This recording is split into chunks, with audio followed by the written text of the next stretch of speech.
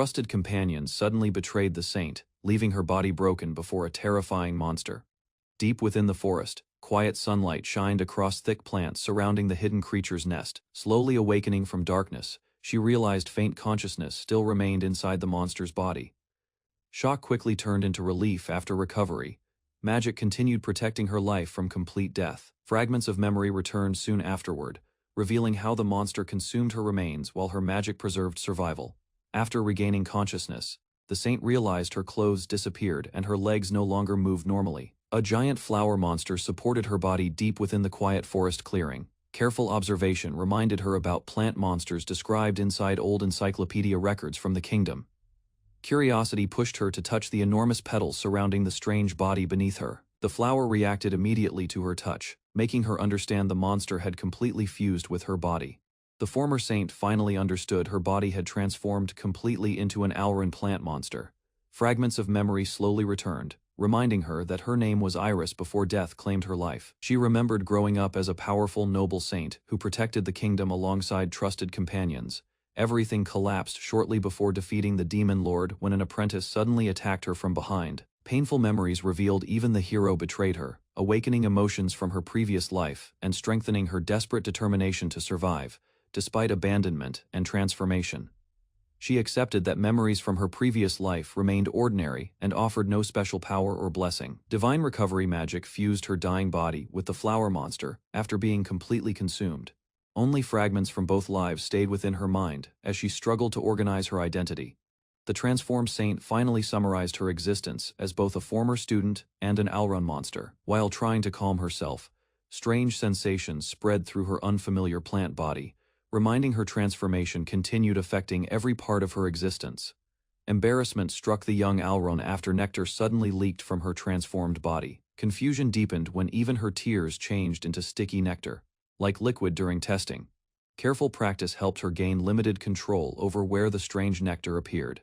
Hope returned gradually as she focused on surviving, instead of fearing her transformation. Her peaceful thoughts ended abruptly after a large wild beast entered the forest clearing and noticed her presence.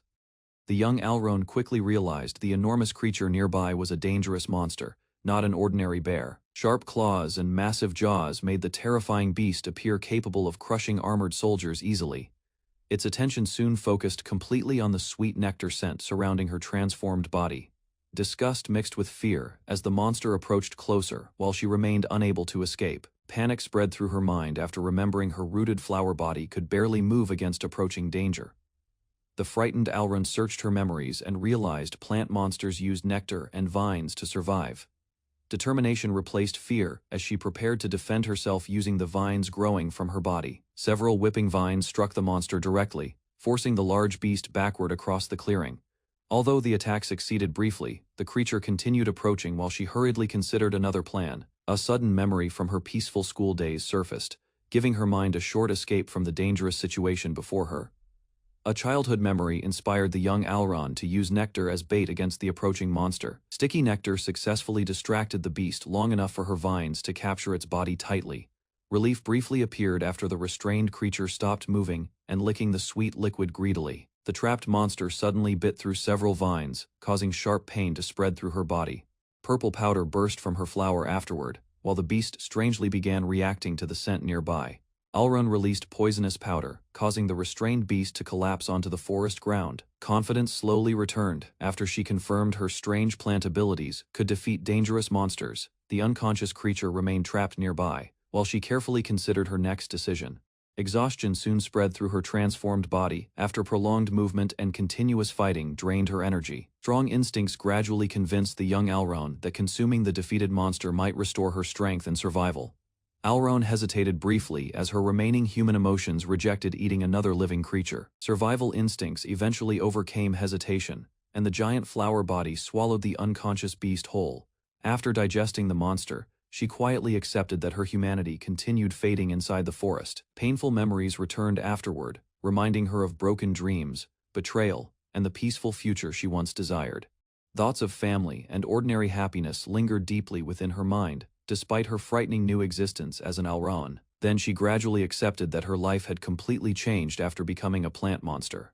Sunlight, water, and rest. soon became natural needs within her transformed forest existence. Hunting small animals for food no longer disturbed her as strongly as before. Peace slowly returned, while she decided to live quietly like an ordinary plant deep inside nature. Alrone embraced her elegant new identity, choosing survival and calm isolation over returning to human society. Then she peacefully accepted her monster existence and quietly began living deep within the forest. A small rabbit trembled near the giant Alrone, but the monster plant quickly swallowed it whole, deep inside the silent forest. Alrone spent her days alone without humans or companions nearby. Memories from her past life helped her study plants and understand the strange body she possessed now. While exploring further, she remembered reading about mandrakes and their connection to magical plants. After comparing both species, Alrone wondered whether she truly belonged among ordinary plants anymore. Alrone examined her flower-like body and realized her plant organs had changed after the transformation. Thoughts about her old life returned as memories of school, anime, manga, and plants filled her mind. Back then, Ayame often spent quiet afternoons alone inside the school library, reading books endlessly. Plant encyclopedias became her favorites because they explained countless strange flowers and species in detail. Over time, those books deepened her admiration for plants and unknowingly prepared her for this new life. A strange buzzing sound drew Alrone's attention toward a large bee flying through the forest. After observing carefully, she recognized the creature as a Zornbein, a larger relative of honeybees. Although insects once bothered her, Alrone accepted that flowers naturally depended on bees for pollination. Memories from old books explained how pollen traveled between flowers through the movement of worker bees. While calmly reviewing that knowledge, Alrone suddenly realized the bee was flying directly toward her. As the giant bee approached closer, Alrone panicked after realizing it intended to pollinate her. Fear quickly overwhelmed her, causing desperate thoughts about protecting herself from the unknown creature. The Zornbein suddenly rushed forward while Alrone prepared her vines to resist the attack. Several vines struck toward the bee, yet the fast insect avoided every attempt without slowing down. Before Alrone could react again, the terrified bee screamed and crashed directly into her chest. Alrone released poisonous pollen toward the attacking bee, hoping the strange attack would stop it. Unfortunately, the Zornbein continued flying normally and ignored the poison without any visible effect. Pain from the struggle reminded Alrone about the healing magic she once possessed as a saint. She immediately attempted to cast a light spell from her previous life, but nothing appeared. Although the spell failed, magical energy caused her vines to grow stronger around her body. Alrone focused her magic carefully while watching the fast Zornbein avoid every incoming vine attack. Light magic flowed through the vines, causing them to extend farther and strike with greater speed. After waiting patiently for the right moment, Alrone launched several vines toward the descending bee. The strengthened vines finally wrapped tightly around the Zornbein and dragged the struggling insect downward. Exhausted from the battle, Alrone celebrated her victory before noticing the bee was still moving slightly. More Zornbeins suddenly appeared from the forest, surrounding Alrone from every direction at once. Seeing the endless swarm, Alrone quickly lost confidence and nearly accepted defeat in despair. Soon after, several small plant creatures gathered around her and treated Alrone like their mother. The strange situation shocked her, causing Alrone to grow defensive vines wildly around herself. Completely surrounded by buzzing insects, Alrone focused only on protecting her own life inside the forest. Alrone covered herself completely with vines and prepared for a long battle against the swarm. Hers slowly passed while the Zornbeins continued chewing through her protective vines without stopping. Exhaustion soon weakened her body, and even her magic gradually began losing its effectiveness. Despite her fear, Alrone forced herself to think carefully for another way to survive safely. After observing the bees closely, she started questioning what the insects truly wanted from her. Alrone spread nectar across several vines to distract the swarm. The Zornbeins immediately gathered around the nectar instead of attacking her body directly anymore. Using that chance, Alrone created more nectar, covered vines and pushed the insects farther away. One by one, the bees followed the moving nectar trails, until the swarm finally dispersed completely. Relieved after surviving the ordeal, Alrone collapsed from exhaustion while resting quietly inside her flower body. After the exhausting battle, Alrone peacefully slept inside her giant flower until the following morning. Once her petals opened again, several Zornbeins immediately returned and surrounded her with loud buzzing. Remembering the previous struggle, Alrone reluctantly accepted that the bees would continue chasing her nectar. Although the insects seemed to demand more nectar, Alrone could not understand their strange behavior completely. With weakened petals and fading energy, she realized her body had not fully recovered from yesterday's fight. Weak from exhaustion, Alrone politely begged the surrounding Zornbines to leave her alone for a while. Surprisingly, the bees quietly returned to the forest, as if they understood her condition completely. Not long afterward, several Zornbines came back carrying a dead animal toward Alrone's flower. Confused by the strange offering, Alrone wondered whether the bees had brought her a gift. Watching the insects circle nearby, peacefully, Alrone slowly realized the Zornbines now treated her like an ally. Alrone finally accepted the Zornbeans as her first companions inside the forest. After gaining trusted allies, she decided to create a peaceful paradise surrounded by friendly creatures. Soon afterward, Alrone discovered an abandoned house standing quietly deep within the forest. Several birds suddenly fled across the forest sky after sensing danger nearby. A violent group of Barbrafin monsters then appeared while charging through the trees aggressively.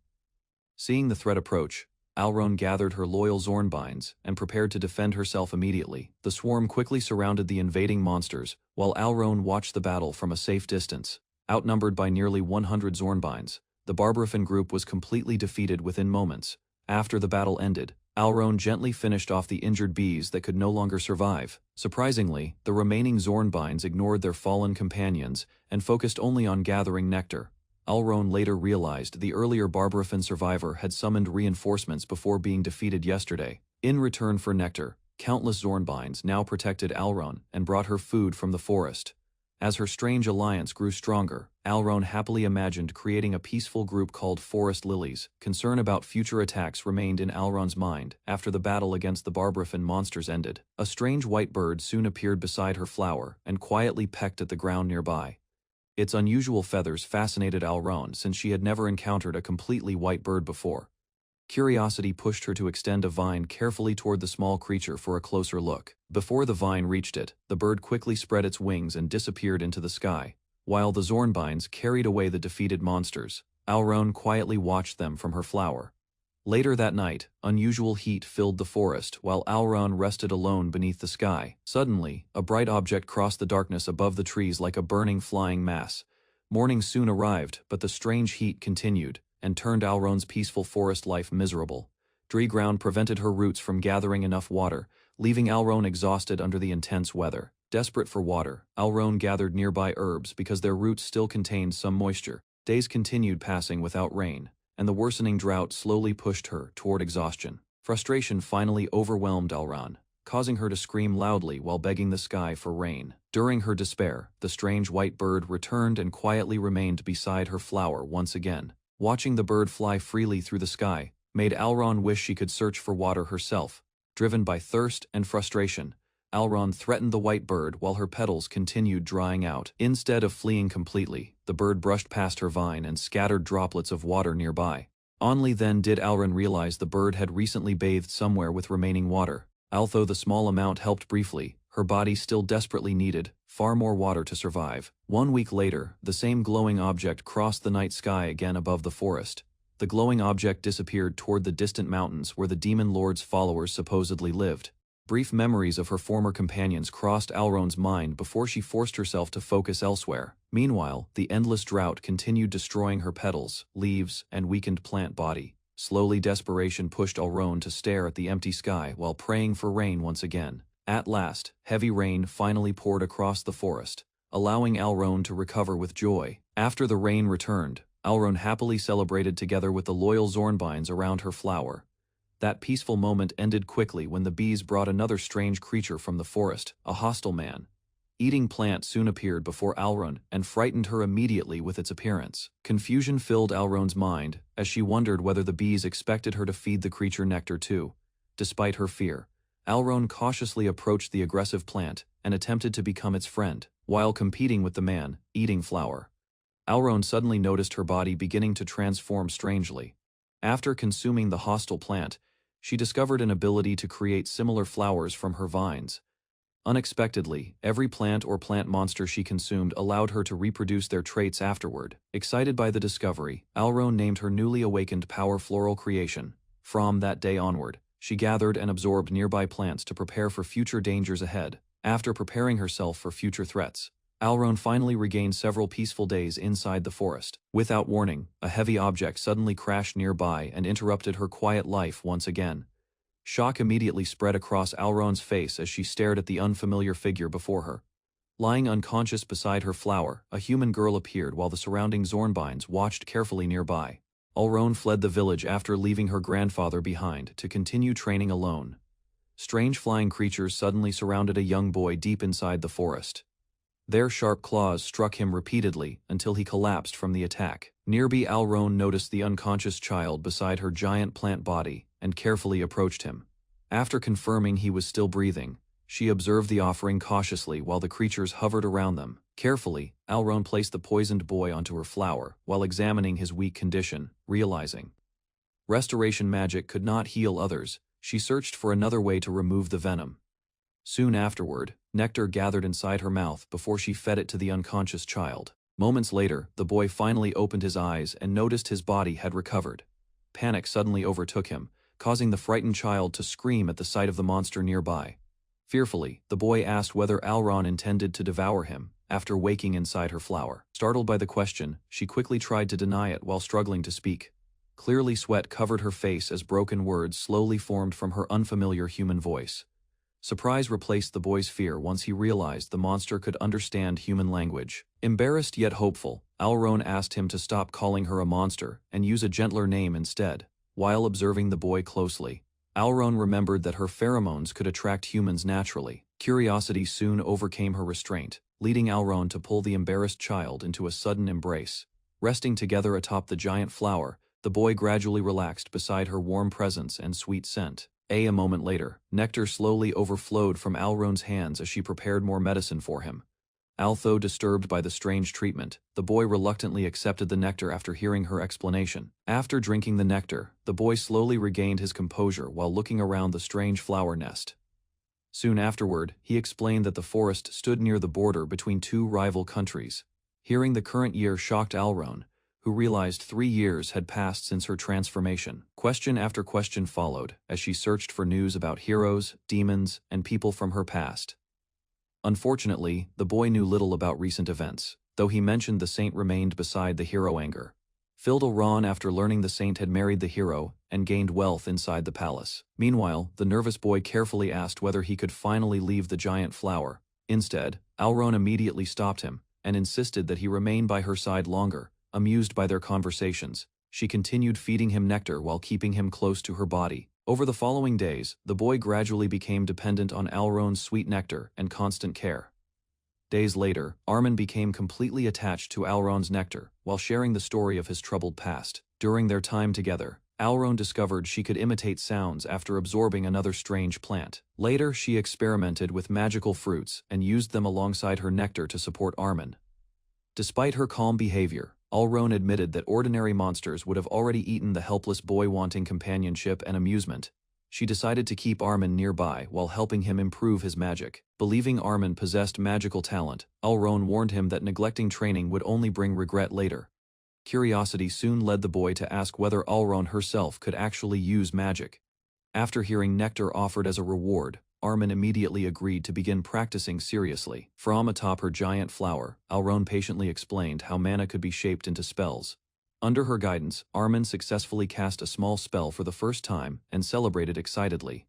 While watching Armin practice, Alron realized he was failing to gather mana correctly inside his body. Patiently, she instructed him to imagine the flow of magic, concentrating into a single point. Sweat covered Armin's face as he continued forcing more mana together under her supervision. Carefully observing his condition, Alron warned him to understand his limits before releasing the spell. A powerful burst of magic finally erupted across the forest, leaving Armin shocked by his success. Exhausted yet excited, Armin smiled proudly after successfully casting his first powerful wind spell. Soon afterward, he recognized the bird-shaped magic flying across the sky as his grandfather's technique. Calmly, Armin explained that the spell allowed his grandfather to observe distant places through the bird's vision. Worry quickly spread across Alron's face after realizing the old man could eventually discover her location. Fearing exposure, she ordered Armin to return home and keep their time together completely secret. Before sending Armin away, Alron created a special solid nectar infused with powerful recovery magic. The completed nectar marble glowed brightly after the magic stabilized inside its hardened form. Carefully, Armin swallowed the marble, while Alron explained it would ease his future withdrawal symptoms. Greed quickly returned as the delighted boy begged Alron for another sweet nectar marble. After receiving a second marble, Armin happily said goodbye, and finally departed from the forest. Silently, Alron watched Armin disappear into the distance after their long time together ended. Memories of the boy's warmth and closeness stirred a strange feeling of nostalgia within her heart. Sitting alone atop the giant flower, Alron quietly reflected on the human life she once possessed. Although she believed their paths would never cross again, she hoped the nectar would protect Armin safely. Several peaceful days passed afterward until the familiar buzzing creatures returned to her forest once more. Suddenly, a massive horned beast crashed into Alron's territory, while thick saliva dripped from its mouth. An elderly sage visited a troubled village after failing to eliminate dangerous monsters earlier. Meanwhile, a quiet orphan girl named Roof prepared to leave the house and say farewell properly. Hidden beneath her cloak, the emotionless child silently listened to the adults discussing her future. Soon afterward, the sage pitied Roof after hearing both her parents died from a monster attack. Before departing, the old man warned her about dangerous forests while discussing strange plant-like monsters nearby. After placing a protective barrier around the village, the old sage reassured Roof that monsters would stay away. Nearby, Armin prepared to depart alongside his grandfather after returning safely from the forest. Excitement filled the boy as they headed toward the mountains to investigate reports about a dangerous dragon. While traveling together, the sage noticed Armin had become unusually energetic since his disappearance. Meanwhile, stories spread about intelligent monsters, capable of stealing weapons and attacking careless adventurers. During the journey, the travelers suspected a dangerous disturbance was spreading deeper inside the forest. Elsewhere, Roof quietly wondered whether Alrons were truly as terrifying as people claimed. About a week after Armin departed, Alron continued living peacefully within her forest territory. Without warning, a terrifying presence suddenly appeared nearby and disrupted the forest's calm atmosphere. Immediately recognizing the monster as a feared H-Wolf, Alron realized it greatly surpassed ordinary creatures. Cautiously, Alron approached the H-Wolf while observing the monster's movements across her territory. Suddenly, the beast unleashed a violent shockwave that tore through the surrounding forest. At first, Alron believed the creature ruled the forest until strange noises interrupted her thoughts. Loud cracking sounds echoed repeatedly as something massive forced its way through the trees nearby. Uneasily, Alron realized another unknown presence was rapidly approaching their location from deeper within the forest. Without warning, another giant creature suddenly slammed into the H-Wolf and sent it crashing backward. From the forest depths, an enormous bear-like monster emerged while trees shattered beneath its massive body. Terrifying roars echoed across the area, causing Alron to tremble from the overwhelming pressure. Although restrained temporarily, the gigantic lab fater easily broke free from the surrounding vines. Moments later, the monstrous bear glared toward Alron after violently tearing apart the trapped H-Wolf. Smiling nervously, Alron tried calming the enormous bear by pretending innocence about the missing creature. Carelessly, she continued denying responsibility while acting cheerful, despite the monster's growing suspicion toward her. Suddenly realizing danger approached, Alron called for her bee servants to rescue her immediately. Confusion spread across her face after the usual swarm failed to appear and protect their master. Only a single bee finally arrived, leaving the furious bear even more irritated than before. Slowly, the massive bear turned toward Alron after noticing her strange movements behind the trees. Before escaping, the remaining bee was suddenly struck down by the monster's powerful attack. Horror filled Alron after realizing the entire bee swarm had already been wiped out. Knowing escape was impossible for her plant body, she prepared herself for a desperate surprise attack. Determination replaced fear as Alron commanded her carnivorous flowers to bite directly into the giant bear. Immediately, Alron's carnivorous flowers latched onto the giant bear and bit repeatedly into its thick fur. Next, hardened wooden vines struck the H-Wolf several times, but failed to seriously injure the monster. Realizing ordinary attacks were useless, Alron prepared a stronger hidden technique against the overwhelming beast. A burst of pollen exploded from her flower body and spread directly toward the massive creature. Unfortunately, the H-Wolf merely sneezed afterward, showing Alron that her strongest attack barely affected it. After reconsidering her failed attack, Alron realized she needed far greater power to defeat the giant bear. Confidently, she released a dangerous purple mist that seemed capable of bringing down the monster. Suddenly, intense pain spread through Alron's body as something struck her flower from afar. Shock filled her face after discovering a massive tree trunk flying directly toward her position. The brutal attack pierced her bulb body deeply, forcing Alron to heal herself, while digestive fluids leaked out. Once the mist disappeared, the enormous H-Phalanwolf remained completely unharmed and advanced toward Alron.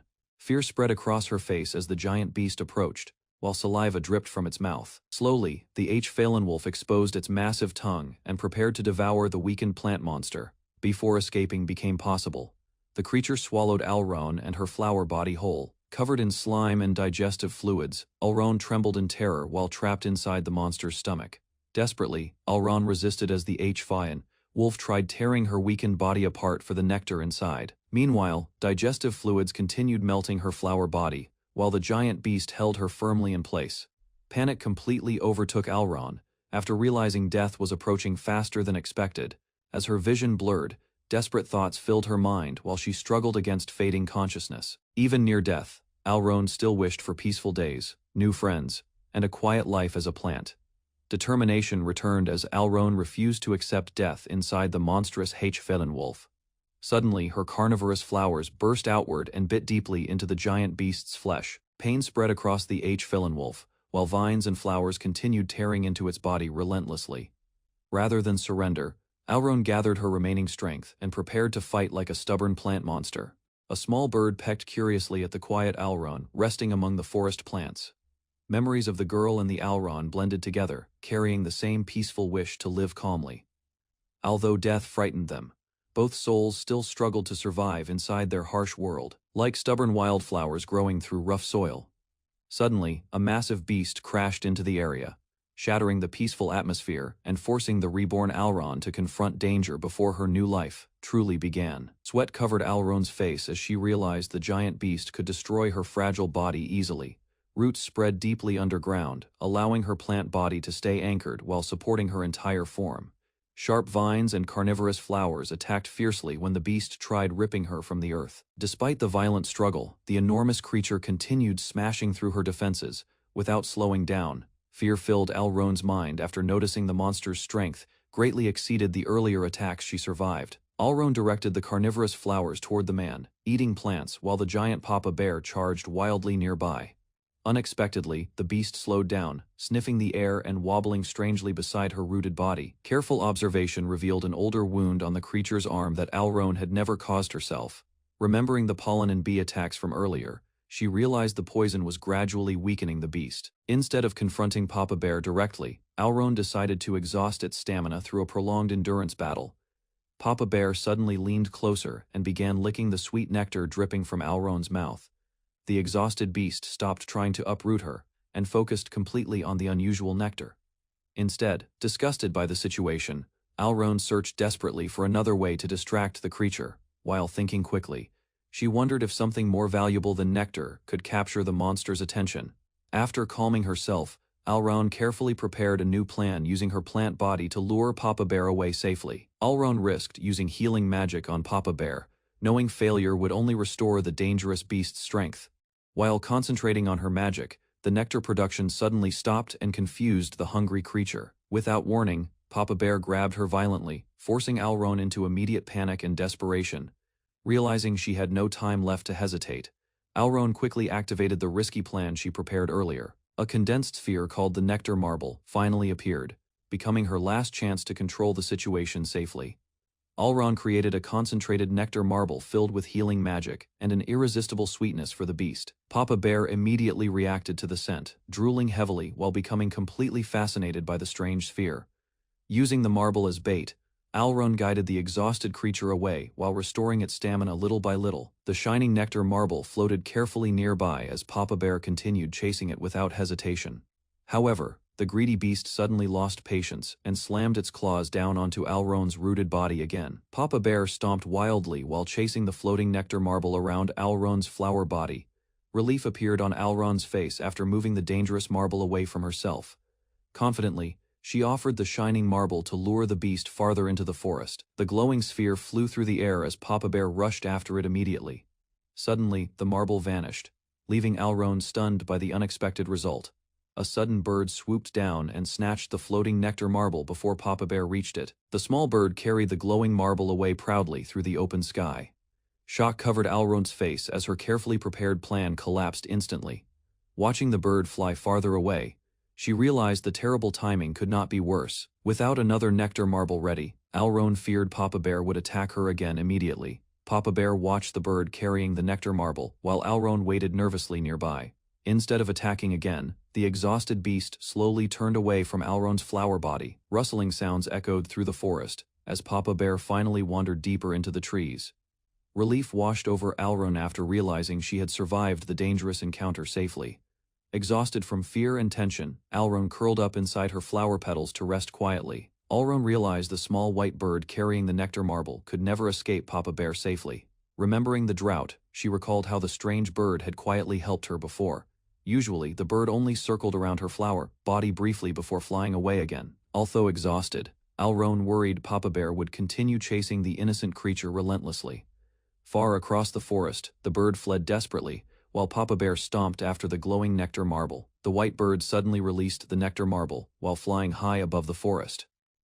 Papa Bear continued chasing the glowing sphere as the bird escaped safely into the distance. Far away from the danger, the bird landed near an old house after ensuring enough separation. A young girl quietly watched the exhausted bird while thinking about Alrone's fragile condition. Believing Alrone could not survive alone, the mysterious girl decided she needed to protect her personally. At 6 years old, a young girl gained black magic and lost her peaceful childhood forever.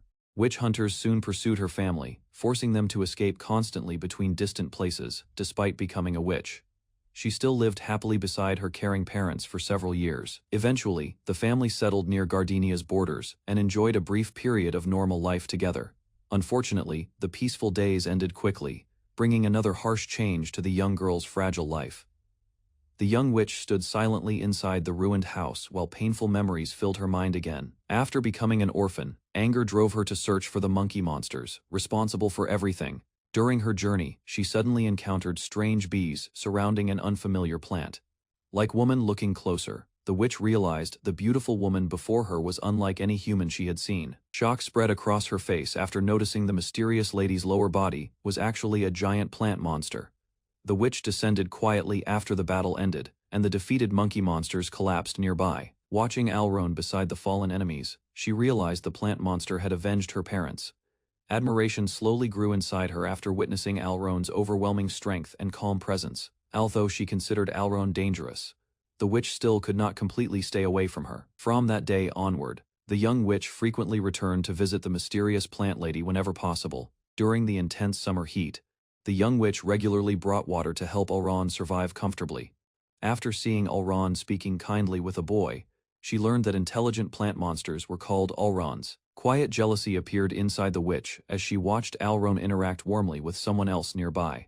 Still, admiration and gratitude pushed her to continue caring for the unusual plant monster patiently. Over time, the witch began believing Alrone was truly special and unlike anyone she had ever known. The young witch decided to continue caring for the helpless talking flower hidden deep within the forest. Heavy rain finally arrived, allowing Alrone to celebrate happily while absorbing the refreshing water. After calming down, Alrone began worrying about Papa Bear and future dangers waiting nearby. Although the nectar marble brought temporary safety, she knew the giant beast would eventually return again.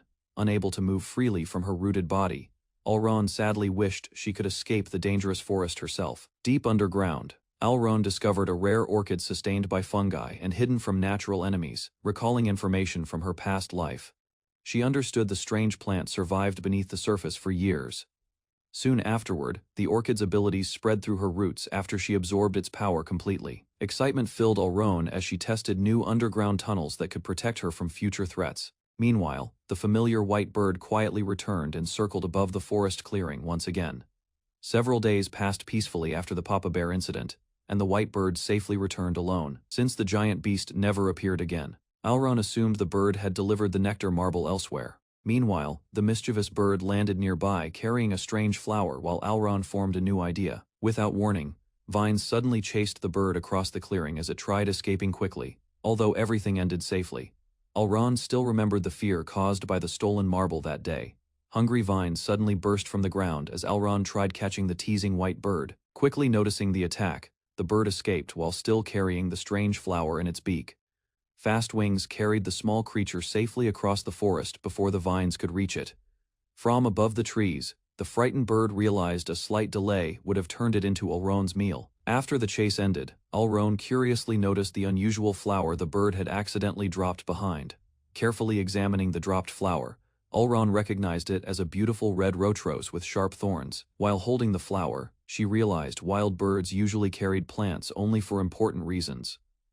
Soon afterward, the answer became obvious, after she noticed the birds happily building a nest together. Bitterness filled Alron as she compared their peaceful romance to her lonely life as a rooted monster. Memories of betrayal returned, making her wonder how differently her former human life could have ended. Loneliness weighed heavily on Alron as rain became the only constant companion in her isolated life. Surrounded by the quiet forest, she continued enduring each difficult day without family or shelter. Frustration slowly built inside her because survival brought endless struggle instead of happiness or comfort. Holding the red rose gently, Alron wished she at least had someone beside her. Far away, the young witch thought about Alron too, hoping one day they could share their burdens together. Frustration overwhelmed Alron after realizing the beautiful rose tasted no different once her plant body digested it. Testing her new abilities, she casually pulled several vines upward from beneath the ground nearby. Shock immediately spread across her face after noticing one moving vine was actually a snake instead. Before Alron could react properly, the hungry serpent lunged directly toward her flower body. Panicking once again, Alron desperately tried escaping while wondering why monsters constantly targeted her.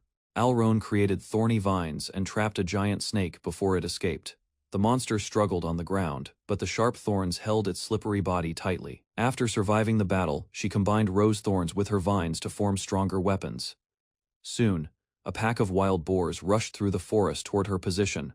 Floating above the ground, Alron struck quickly and pierced the charging beasts with her reinforced vines. After defeating several monsters, Alron noticed the forest growing more dangerous each day.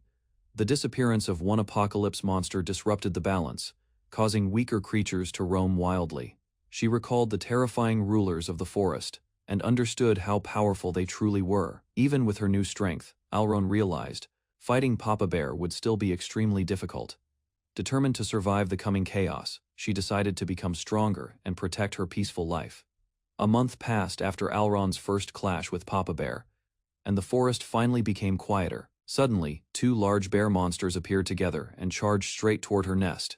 Their attacks drained her nectar quickly, making Alron realize prolonged fighting would weaken her body. Unable to stop both enemies at once, she searched for a smarter way to survive. Alron targeted the smaller female bear first, hoping to separate the pair during the battle. Alron released sweet nectar to lure the smaller bear away from its partner. The female bear quickly noticed the scent and rushed toward the floating drops. Meanwhile, the larger bear roared angrily after realizing the distraction. Alron calmly watched the separated enemy approach, her prepared hunting ground. Once the timing was perfect, thorny vines burst from the earth to trap the charging bear. Thorny vines erupted from the ground and slammed into the trapped female bear. The monster struggled violently, but the tightening vines continued restricting its movements. Alron spread toxic pollen through the thorns, weakening the bear as poison entered its body. While the smaller enemy suffered, Papa Bear charged forward in fury toward her position. Without retreating, Alron faced the raging beast directly and prepared for a final battle against the forest ruler. Papa Bear crashed through the thorny vines and forced its way toward Alron. More vines surrounded the giant beast, attempting to hold its heavy body in place. Despite the restraints, the furious monster kept tearing through the sharp bindings. Alron watched nervously as the powerful creature snapped apart. Another wave of vines, realizing ordinary attacks were failing. She quickly launched hardened seeds to slow Papa Bear's advance. Alron prepared several fruit, like traps filled with concentrated nectar and dangerous pollen. She threw the strange fruits toward Papa Bear, while the raging beast rushed closer. The hungry monster swallowed the bait one after another, without noticing the hidden poison. Even after consuming many traps, Papa Bear continued charging with terrifying strength, although impressed by the beast's endurance. Alron kept attacking while the poison slowly weakened its massive body. Papa Bear ignored the poison and continued advancing directly toward Alron's flower nest. Sharp thorny vines shot across the battlefield and attempted to block the giant beast again. Although the attack slowed its movements, Papa Bear still forced its way closer to her. Alron remained calm because she had spent an entire month preparing for this battle. After observing the exhausted monster carefully, she revealed another nectar-filled marble to continue weakening Papa Bear. After months of preparation, Alron revealed a marble filled with highly concentrated poison. Unlike the earlier nectar bait, this deadly trap was created solely to defeat Papa Bear. Without hesitation, the exhausted beast swallowed the marble while pressing forward aggressively. Soon afterward, its massive body began slowing as the poison spread through its system. Unable to resist any longer, Papa Bear finally collapsed before Alron's flower nest. Papa Bear staggered heavily near Alron's nest as the poison continued weakening its body. A small marble slipped onto the ground, making Alron worry the monster noticed her trap. Instead of attacking immediately, the exhausted beast leaned closer and covered her with thick saliva. Feeling uneasy, Alron watched carefully while the giant creature struggled to remain standing. At last, Papa Bear lost its balance completely and crashed onto the ground beside her flower nest. After the fierce battle, Papa Bear finally collapsed beside Alron's flower nest. Sweat covered her face as she realized the powerful forest ruler had truly fallen. Despite calling herself an ordinary Alron, she understood how much stronger she had become. With the great monsters defeated, Alron quietly accepted her new position as ruler of the forest. Alron sensed movement nearby as several bees rushed through the forest toward her flower nest. Fear spread across her face after recognizing the surviving bees returning at full speed. Relief replaced her panic when the creatures gathered peacefully around her enormous petals. Sweet nectar dripped from the plants while weakened bees accepted the gift and recovered nearby. Soon, Alron proudly planned to strengthen the forest guardians, protecting her territory from future danger. A small bird circled above Alron before dropping a flower near her giant petals. Confusion filled her mind after the strange creature returned with another flower she failed to catch. Quietly, Alron examined the flower while watching the bird continue flying around the forest. Suspicion grew as she wondered whether the bird was mocking her by collecting useless flowers. Meanwhile, the mysterious bird calmly flew away, leaving Alron curious about its strange behavior. Winter arrived across the forest, causing Alron to lose sunlight and struggle finding enough food. Loneliness slowly overwhelmed her after the bees disappeared into their hives for the cold season. Only the strange white bird continued visiting her flower nest during the quiet winter days. Suddenly, nearby birds filled the forest with loud chirping, while Alron listened carefully in confusion. After thinking deeply, Alron realized the white bird never sang like the others surrounding the forest. Alron quietly stared at the white bird, while the nervous creature avoided looking directly at her. Boredom pushed her into speaking freely, despite knowing the bird could not understand her thoughts. Unexpectedly, the white bird answered with a strange chirping sound that startled Alron immediately. Its rough voice sounded awkward and unrefined, making Alron wonder how the bird survived singing like that.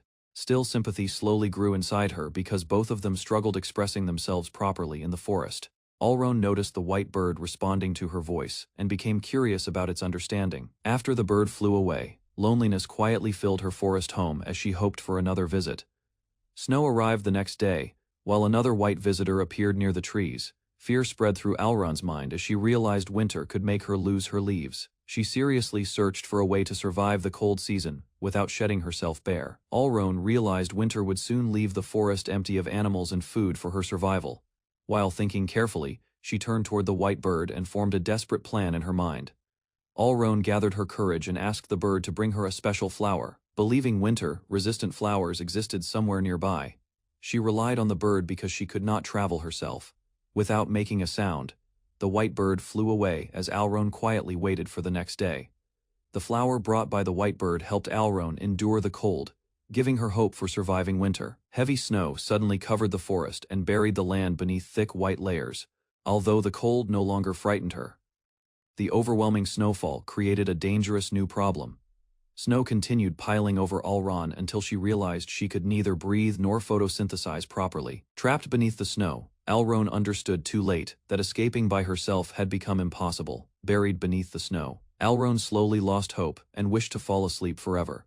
Before her consciousness faded, a young girl suddenly appeared and began digging through the heavy snow. The girl carefully uncovered Alron while refusing to ignore the suffering plant hidden below the storm. After returning several times, the girl prepared a solution to help Alron survive the harsh winter. Believing the strange plant could adapt, the girl offered special food that might let Alron melt the snow herself. The lonely girl promised to protect Alron while shielding her carefully from the endless snowfall. Seeing their similar isolation, the girl slowly formed a deep attachment toward the abandoned plant monster. Before leaving, she promised to return again and continue caring for Alron through the winter. After the girl disappeared into the snow, Alron quietly remained alone inside the frozen forest once more. Later, Alron noticed the snow around her had already been cleared away by someone nearby. The white bird returned carrying a strange skunk cabbage that immediately caught Alron's attention. After eating the plant, warmth spread through Alron and slowly melted the heavy snow surrounding her body. Melting snow finally reached her roots, allowing Alron to recover strength and survive the freezing weather. While watching the bird fly nearby, Alron wondered who had truly cleared the snow around her. Although the answer remained unknown, Alron gratefully accepted that someone had saved her life in the winter forest. Alron thanked the white bird for helping her through winter, and promised not to harm it anymore. Meanwhile, the lonely girl happily returned home, hoping Alron would someday understand her kindness. Outside the snowy house, the shovel rested quietly after being used to clear the heavy snow. As winter slowly weakened, Alron waited peacefully for the coming spring beside the melting snow. Sunlight finally reached the forest again, turning the frozen land back into a paradise for plants. A strange cracking sound echoed through the forest as a new chapter quietly began around Alron. Nearby, a large creature moved between the trees while eerie laughter spread across the dark forest path. Meanwhile, Alron happily spent time together with the forest lilies and their growing companions. Joyful laughter filled the flower garden as bees and tiny creatures gathered around Alron's nest. Soon, beautiful butterflies arrived in the forest, becoming the newest guests welcomed into Alron's peaceful territory. Alron carefully observed the elegant butterfly leading the newly arrived group around her flower nest. Curiosity spread among the butterflies as they slowly fluttered closer toward the giant plant monster. Without hesitation, Alron warned the tiny creatures that approaching too closely could end with them being eaten. Suddenly, a loud cracking noise echoed across the forest and interrupted the cheerful gathering nearby. Moments later, heavy impacts and breaking trees revealed that something dangerous was moving through the forest. Alarm spread across Alron's face after the dangerous presence finally appeared near her peaceful forest. Soon, a heavily armed minotaur stepped forward from the trees while carrying a massive battle axe. Carefully, Alron remembered that minotaurs were intelligent demons capable of using both strength and magic. Realizing the enemy served the demon army, she quickly prepared to protect the bees and butterflies nearby. Tension filled the clearing as Alron and the minotaur faced each other before the battle began. Alron questioned why a servant of the demon lord suddenly appeared within her peaceful forest territory. Determination filled her mind as memories of fighting demons during her past life returned once again. Without hesitation, the minotaur charged forward while Alron used her vines to block his advance. Powerful swings from the demon warrior shattered several vines and pushed through her defenses easily. Realization quickly struck Alron after discovering her attacks could not pierce the minotaur's heavy armor. The armored minotaur charged directly toward Alron while preparing another powerful attack with his massive axe. Quickly, Alron released a poisonous cloud and forced the demon warrior to defend himself carefully. However, she realized the minotaur would eventually need to lower his weapon while continuing the assault. Taking advantage of the opening, Alron launched a sudden attack straight toward the approaching enemy. Shock spread across the minotaur's face after Alron's strategy finally disrupted his movements during battle. Excitement appeared on Alron's face after her attack successfully forced the minotaur to lose control briefly. Unexpectedly, the demon warrior swallowed a strange liquid before the poison could weaken his body further. Shock immediately struck Alron after realizing the minotaur carried an antidote to counter her poison. Without wasting time, the armored demon resumed attacking while smashing through her vines once again. Confident footsteps echoed across the battlefield as the recovering minotaur advanced toward Alron aggressively. A strange flower creature suddenly appeared beside the minotaur and released poison at close range. Meanwhile, Alron realized her floral creations could produce poisonous attacks powerful enough to overwhelm enemies directly. Moments later, the minotaur collapsed onto the ground after the poison completely overcame his body. Relieved by her victory, Alron searched through the fallen demon's belongings for anything unusual or dangerous. Confusion spread across her face after discovering potions and a suspicious picture of an unfamiliar human girl. Alron questioned the strange picture and wondered why the demon army targeted an old human woman. Before she could think further, an entire troop of demons suddenly arrived inside the forest clearing. Instead of panicking, Alron calmly prepared herself for another dangerous battle against the invaders. Several minotaurs surrounded her flower nest, while the surviving demons gathered behind their injured companion. Tension quickly returned as the demon soldiers stared at Alron like prey, standing before hungry predators. One of the minotaurs suddenly covered his weapon with flames and revealed the ability to use fire magic. Shock immediately spread across Alron's face after realizing the demons possessed powers deadly against plants. Surrounded by fire, Alron struggled to think of a way to survive the dangerous situation. Meanwhile, the demon soldiers accused her of killing one of their comrades during the earlier battle. The armored minotaur then demanded Alron surrender peacefully, or face being burned alive by the troop. Confusion overwhelmed Alron after the demons demanded her surrender and mentioned harvesting her valuable nectar. Fear slowly grew inside her while imagining a future spent living only as the demon's captive producer. Meanwhile, uncertainty filled the battlefield as Alron struggled to decide between resistance and surrender. Suddenly, the butterflies and bees rushed forward together, surrounding Alron as if protecting their forest master. Shock spread across her face after realizing the tiny creatures willingly stood beside her against the demons. Alron worried about the bees and butterflies risking their lives against the demons' dangerous fire attacks. Tears formed in her eyes after realizing the tiny creatures still returned to protect and rescue her. Meanwhile, one fearless butterfly launched an attack directly against the armored minotaur, without hesitation. Determination replaced Alron's fear as she prepared herself to fight together with her loyal companions. Battle cries soon echoed through the forest while Alron and the swarm charged toward the demon troop together. Deep inside the forest, an unusual gathering began under a single ruthless rule. Only the last one remaining would win. Alron watched carefully as frightened plant creatures surrounded her, sensing danger spreading through the peaceful woods. Not long after, armed demon soldiers marched into the forest while searching for something beyond the area. Seeing the insignia on their helmets, Alron realized they belonged to the demon army and intended to capture her alive. Thoughts of the nearby village crossed her mind, yet retreat no longer seemed possible. Understanding the threat approaching the forest, Alron prepared herself to fight against the advancing enemies. As the enemy approached deeper into the forest, Alron launched poisonous spores across the battlefield and slowed the soldiers immediately. Without hesitation, countless bee-like creatures rushed from above and attacked the invading army from every direction. The swarm divided into groups, overwhelming the confused enemies through sheer numbers and constant movement.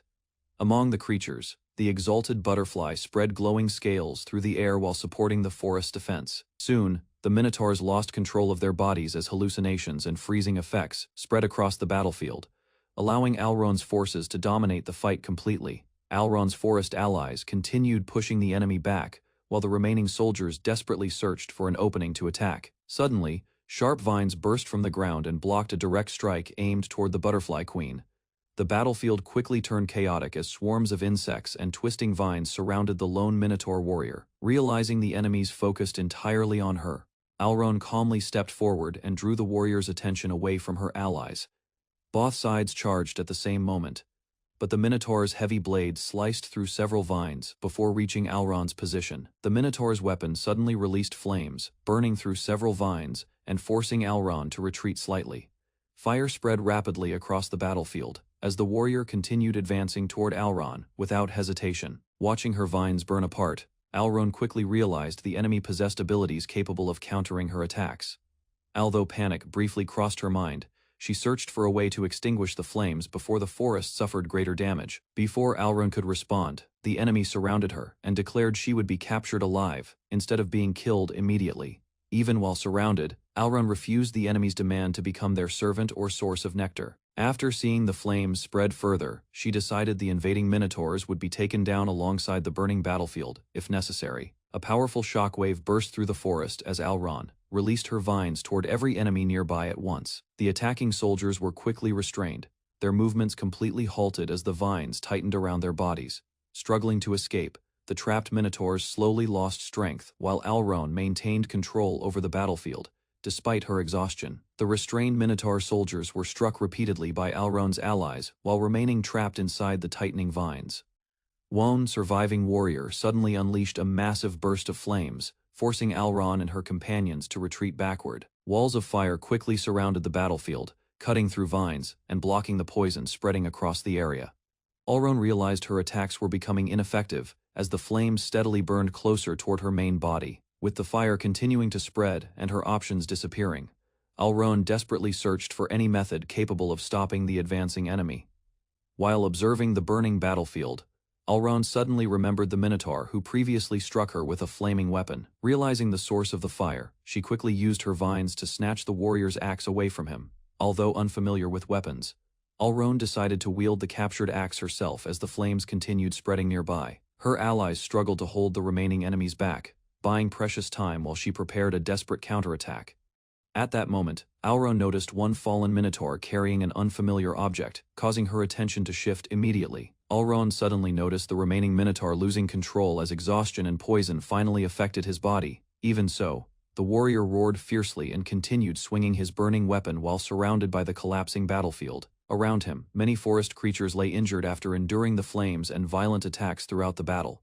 Seeing her allies fall one after another, Alron quietly resolved to defeat the final enemy herself before more lives were lost. Just as the minotaur charged forward again, a large splash struck his body unexpectedly and interrupted his attack at the last moment.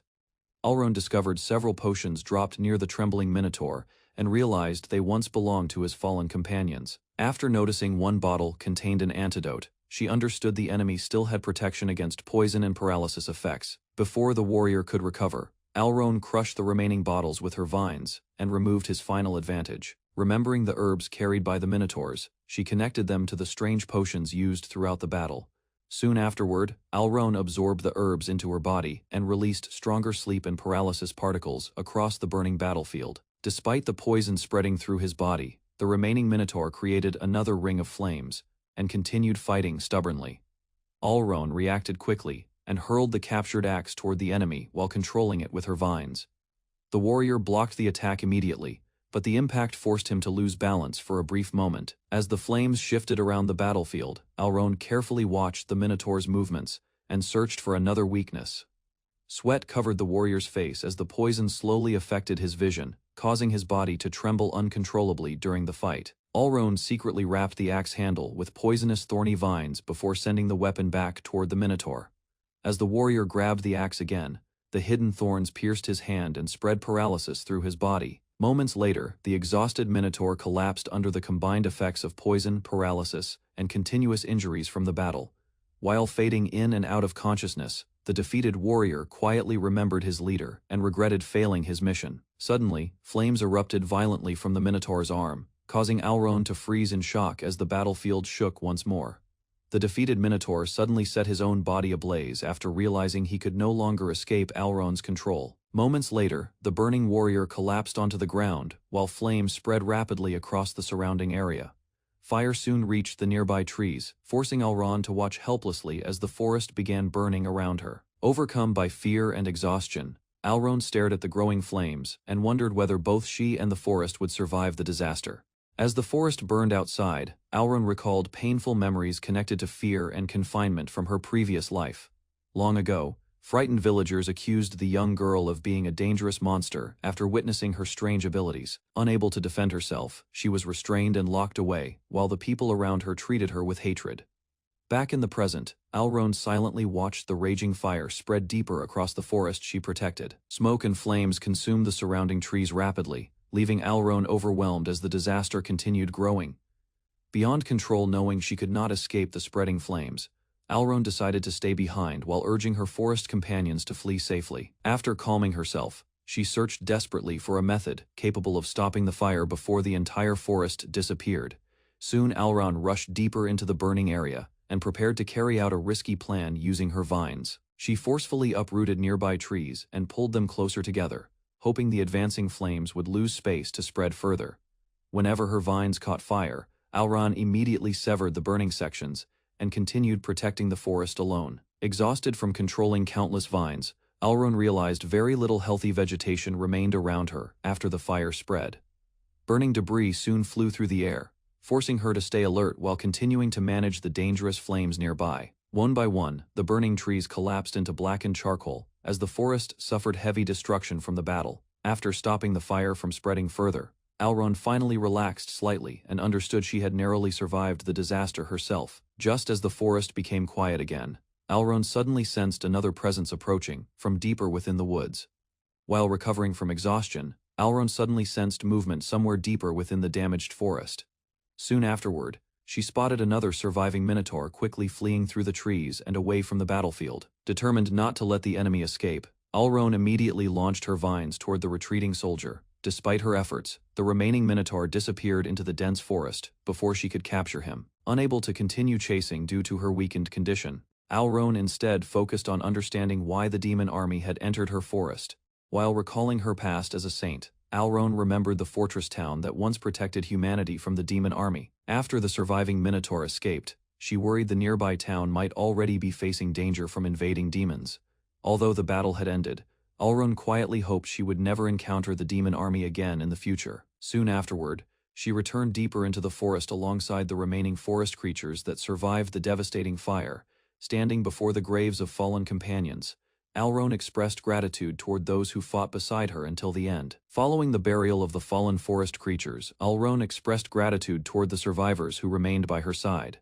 Around her, the surviving monsters slowly gathered once more, showing that life still continued within the damaged forest. With the others eventually returning to their homes, a deep sense of loneliness quietly settled over Alron. During the peaceful silence, thoughts of the mysterious white bird suddenly crossed her mind again, after its long absence. Looking back on their past encounters, Alron finally understood how much she cared about the bird and worried she might never meet it again. A restless feeling continued growing inside Alron, as thoughts of the missing white bird filled her mind again. Imagining its return, she happily pictured herself practicing songs together with the strange bird once more. Meanwhile, painful memories from her former human life resurfaced, reminding her of the day villagers condemned her as a witch. Crowds gathered alongside soldiers and mages from distant places to witness the public punishment, prepared for her execution. Just before the sentence could be carried out, confusion suddenly spread through the crowd, after a strange disturbance appeared overhead. Suddenly, 2 blazing suns appeared in the sky and covered the entire area with overwhelming heat and light. Staring upward in shock, the young girl could not understand why a second sun had appeared above the world. Fear quickly spread through the village as soldiers and civilians panicked while the burning lights drew closer overhead. Far away in the forest, Alron immediately recognized the strange phenomenon and realized something terrible was happening again. Without hesitation, the imprisoned girl decided to help Alron, believing the plant monster remained precious to her despite everything. Without warning, the imprisoned girl leapt past the soldiers and escaped from the execution grounds in a desperate rush. After landing safely near the forest, she immediately continued running while guards shouted and searched for the fleeing witch. Around her, trees began cracking apart as the intense heat from the twin suns spread deeper across the area. Hearing a sudden noise nearby, the girl quickly turned toward the sky and noticed a dangerous light approaching rapidly. Moments later, enormous flames crashed down from above and consumed part of the forest before her eyes. Explosions and intense heat continued tearing through the forest as the strange twin suns burned overhead. While strong winds spread across the battlefield, Alron struggled to understand the terrifying disaster surrounding her. A massive dragon emerged from the flames and descended upon the devastated forest with overwhelming presence. Alron quietly rested within the large flower petals when a strange warmth suddenly spread across her body. Sweat formed as the heat rapidly intensified, making the peaceful spring air feel unusually dangerous around the forest. After raising her eyes toward the sky, she froze upon seeing a second blazing sun shining beside the first. Shock slowly turned into fear when one of the suns began drifting unnaturally through the clouds above her. Without warning, a massive flash erupted across the horizon, covering the forest and Alron beneath overwhelming white light as the terrifying phenomenon finally descended upon the world. Alron stared toward the sky while the strange heat continued spreading across the forest around her. Memories soon returned as she recalled witnessing the same mysterious light during the previous summer near the white bird. That glowing presence had once crossed the heavens like a massive creature formed entirely from blazing flames. Realization slowly settled within her mind after the forest temperature began rising exactly like it had before. Suddenly, the enormous fiery being descended from above and crashed violently into the forest, shaking the entire area beneath Alron. A gigantic flaming figure descended above the forest while intense light spread through the sky behind the trees. Moments later, the burning creature released a violent burst of energy that shook the surrounding area heavily. Alron quickly moved through the raging flames, while her monstrous flower body protected her from the destruction below. Careful observation soon revealed the fire was unnatural and carried the overwhelming presence of advanced magical power. Despite her past experience as a saint, Alron realized she had never encountered magic capable of causing devastation on such a terrifying scale. Alron noticed a burning figure trapped within the raging flames, while desperate cries echoed across the devastated forest. Without hesitation, she moved her massive flower body forward and swallowed the injured figure before the flames consumed everything nearby. Burn marks covered the unconscious person as thick liquid from Alron's plant body slowly cooled the severe injuries. Suddenly, barrels of water crashed down from above, extinguishing parts of the fire surrounding the damaged forest area. Relief spread across Alron's mind after spotting the familiar white bird flying overhead during the dangerous disaster once again. The white bird returned carrying a heavy bucket of water, while Alron watched the strange rescue with gratitude. Confusion quickly crossed her mind after realizing an ordinary bird should never possess enough strength for such actions. Memories resurfaced as Alronane recalled hearing a mysterious voice during one of the bird's previous visits long ago. Soon afterward, the white bird warned her about approaching danger and urged her to hide immediately within the forest. Alarm spread across Alron's face after the bird hurriedly warned that the terrifying fiery creature was already coming closer toward her location. Shock overwhelmed Alron after hearing the white bird suddenly scream warnings directly toward her without hesitation. Disbelief covered her face as the bird openly spoke while apologizing for keeping its secret hidden until now. The mysterious bird then revealed the terrifying flames were connected to the approaching demon army threatening the forest. Understanding the danger, the bird attempted guiding Alron away because her enormous flower body remained impossible to transport safely. While listening carefully, Alron finally realized the white bird had always been the unknown being repeatedly rescuing her throughout previous disasters. A violent tremor suddenly shook the forest while Alron and the white bird froze from the approaching danger. Loud cracking sounds echoed nearby as something massive moved through the burning forest toward their location rapidly. Fear spread across Alron's face after realizing the terrifying creature was drawing closer with every passing moment. Despite the warning, she calmly assured the white bird she could still hide safely before the enemy arrived. Moments later, the white bird quickly flew away, while Alron prepared herself alone within the enormous flower body hidden inside the forest. The white bird revealed its true form as a young girl before quickly flying back into the smoky sky. Before leaving, the mysterious girl promised Alron she would return with more water and begged her to survive. After becoming alone again, Alron immediately spread several vines underground, while preparing herself for the approaching threat. Limited time forced her to create only basic defenses, as the burning forest continued shaking from distant destruction nearby. Moments later, countless vines wrapped tightly around Alra's massive flower body, forming a protective cocoon to shield her from the coming attack. Hidden inside the vine cocoon, Alron remained motionless while hoping her enormous body would resemble an ordinary plant. Heavy footsteps soon echoed across the forest floor, causing fear to spread through her mind as something approached nearby. Memories of defeating a demon general resurfaced, reminding Alron how close she once came to dying during battle. Even so, she understood the terrifying creature outside possessed overwhelming power far beyond any enemy she previously encountered. At last, the blazing monster revealed itself before the burning forest, and Alron realized the horrifying being was a massive flame dragon. Massive footsteps stopped near Alron's hiding place, causing the ground and surrounding trees to tremble violently. Inside the cocoon, she carefully lowered herself deeper into the giant flower, while trying to remain completely unnoticed. Fear overwhelmed her body as the enormous dragon continued moving closer toward the concealed plant shelter above the forest floor. Desperation filled Alron's thoughts while she silently prayed for the terrifying creature to pass without discovering her location. Unfortunately, the flame dragon suddenly spoke her name directly, making Alron realize her hiding attempt had already completely failed. The flame dragon stared directly toward Alron's hiding place after effortlessly sensing her presence within the vine cocoon. Trembling with fear, Alron slowly emerged from the giant flower while realizing escape was no longer possible anymore. Instead of attacking immediately, the enormous dragon carefully observed her appearance and approached with unexpected interest across the burning forest.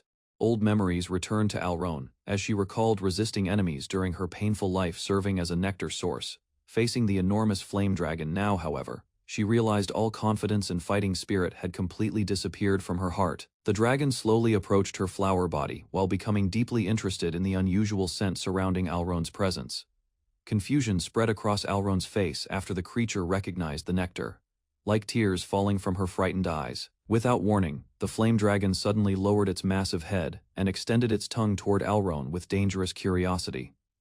Alron noticed the flame dragon's burning saliva melting the ground while listening to his unexpected explanation carefully. Hope briefly appeared within her mind after believing the dragon only intended passing through the forest peacefully.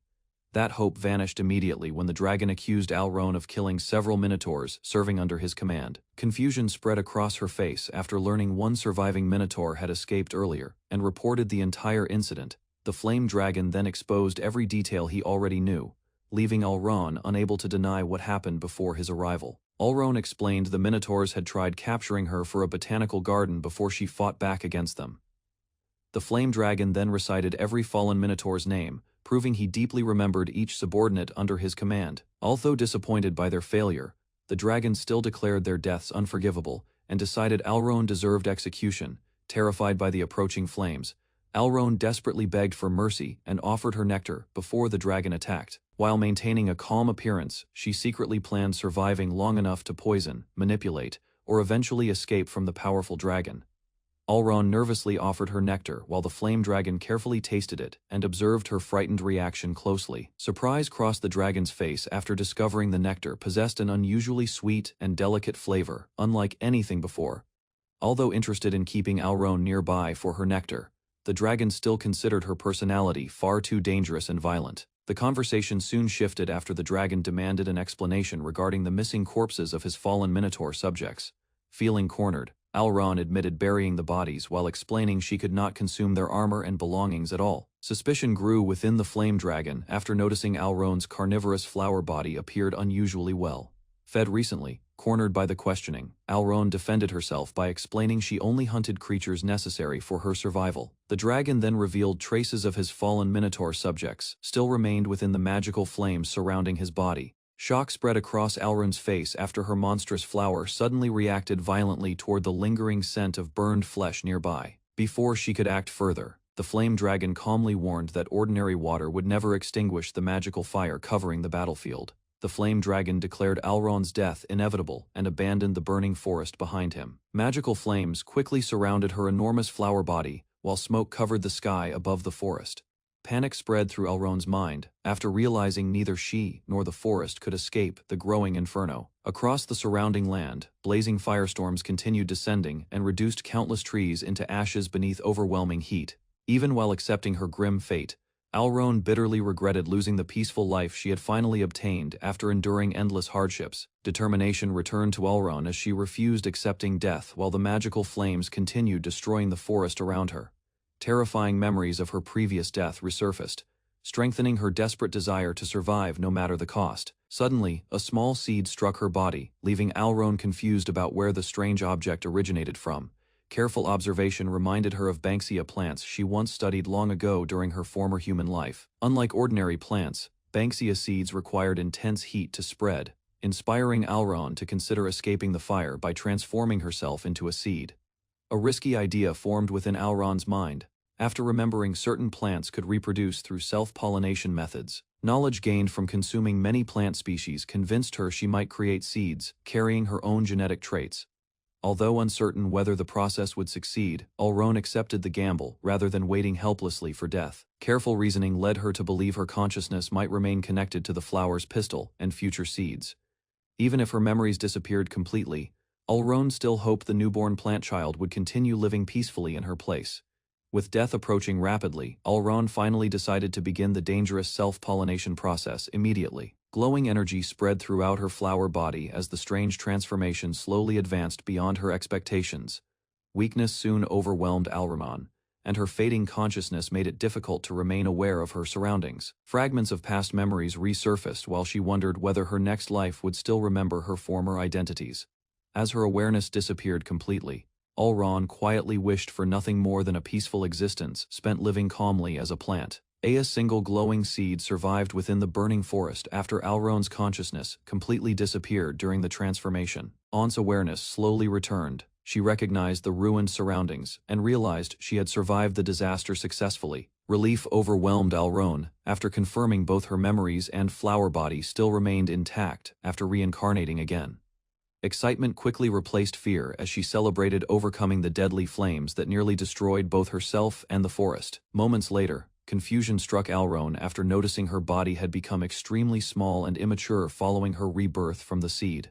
Tiny Alrone desperately searched for water, while struggling to survive within the burned and dried forest. Suddenly, the mysterious girl who previously appeared beside the white bird descended from the sky toward her location. Alrone examined the tiny floating girl who suddenly appeared before her without any warning. High above the ground, the white-haired child calmly drifted through the air while observing Alrone from a distance. Confusion filled Alrone's mind after noticing the black robe and unfamiliar appearance surrounding the strange visitor. Uneasiness slowly grew when Alrone considered the possibility that the mysterious girl might have connections with demons or hostile forces nearby. Memories of dangerous encounters returned as her vines instinctively moved around her body. After looking closer, Alrone finally understood why the child could not recognize her anymore. Her current appearance as a small plant monster no longer resembled the saint she used to be before reincarnation changed her entire life. Alrone watched the small figure leave, while confusion lingered across her face. A white bird suddenly appeared in the sky, floating strangely above the distant field, without moving its wings. Relief reached Alrone after realizing the creature was alive, though its unnatural movement continued to trouble her thoughts. The bird quickly crashed into a wooden barrel nearby, causing Alrone to apologize, after admitting she had hidden the truth earlier. Dark energy spread through the air as the white-haired girl descended once again, staring seriously toward Alrone, while her long hair and cloak moved around her body. Shock covered Alrone's face after the floating white bird suddenly transformed into a young girl before her eyes. The mysterious child explained that the human appearance was actually her true form, though she denied being an ordinary human. Alrone became alarmed after learning the girl was a witch, a dangerous existence feared across the kingdom. Old memories from Alrone's past life as a saint resurfaced, reminding her how the church taught hatred toward witches and their corrupted magic. Despite the warnings in her memories, Alrone forced herself to remain calm after realizing the witch standing nearby had not shown any hostility toward her. The witch quietly explained that she was originally an ordinary human who later became a witch after losing her parents at a young age. Although Alrone struggled to understand the story, she sensed the girl was speaking honestly about her past. Fear suddenly entered Alrone's mind after recalling stories about witches using rare creatures and plants as potion ingredients. The witch quickly became startled when Alrone mentioned their first meeting during a battle against wild monkeys nearby. Curiosity eventually brought the witch back to visit again, because Alrone's strength and unusual beauty left a strong impression on her memories. The young witch suddenly asked Alrone to belong to her, leaving the plant monster completely stunned by the unexpected request. Panic quickly crossed Alrone's mind after hearing the witch say she wanted to raise and care for her. Personally, despite hating humans, the witch admitted she trusted Alrone, because both of them were monsters rejected by society. The witch then revealed she had secretly protected Alrone for an entire year by bringing water, flowers, and support whenever danger appeared nearby.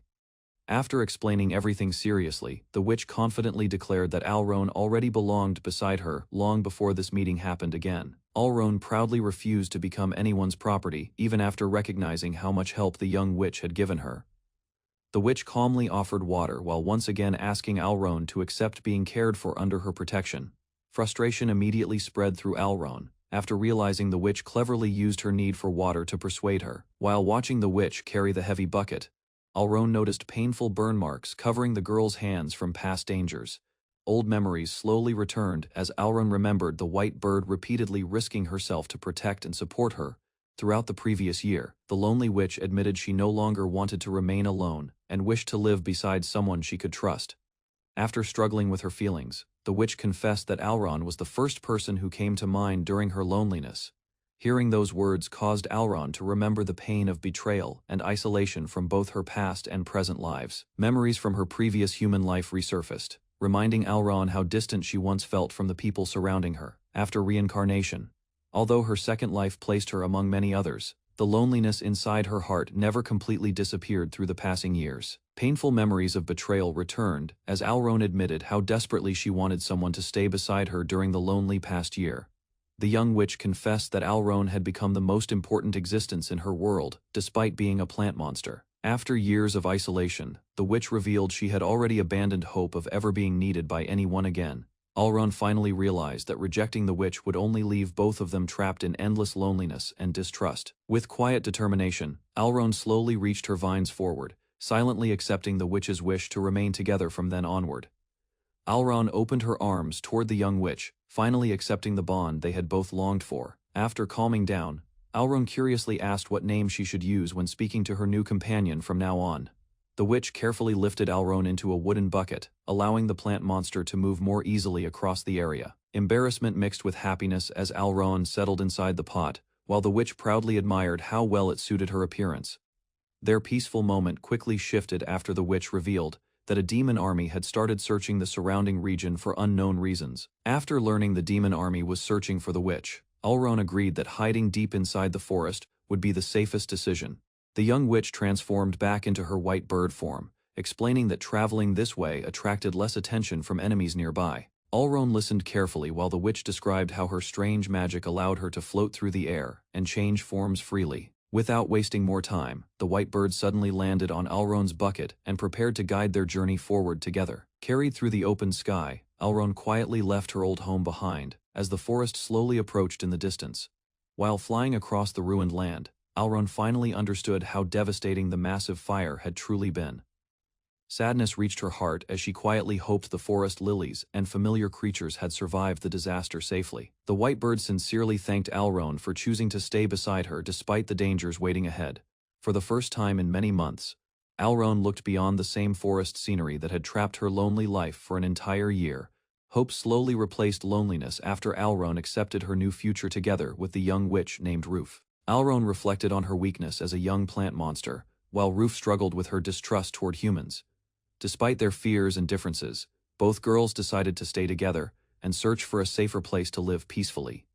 While traveling through the sky, a massive bird suddenly appeared above them and silently watched their movements from afar. Uneasiness quickly spread through Alron after realizing the strange creature might be following or monitoring their journey.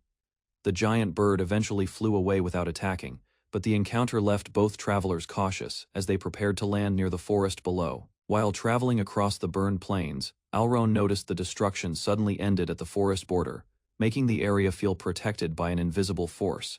Beyond the trees, a distant tower city appeared on the horizon, before Roof finally descended and landed carefully near the forest entrance. Exhaustion covered Roof's face after spending so much energy carrying Alron through the sky during their escape from danger.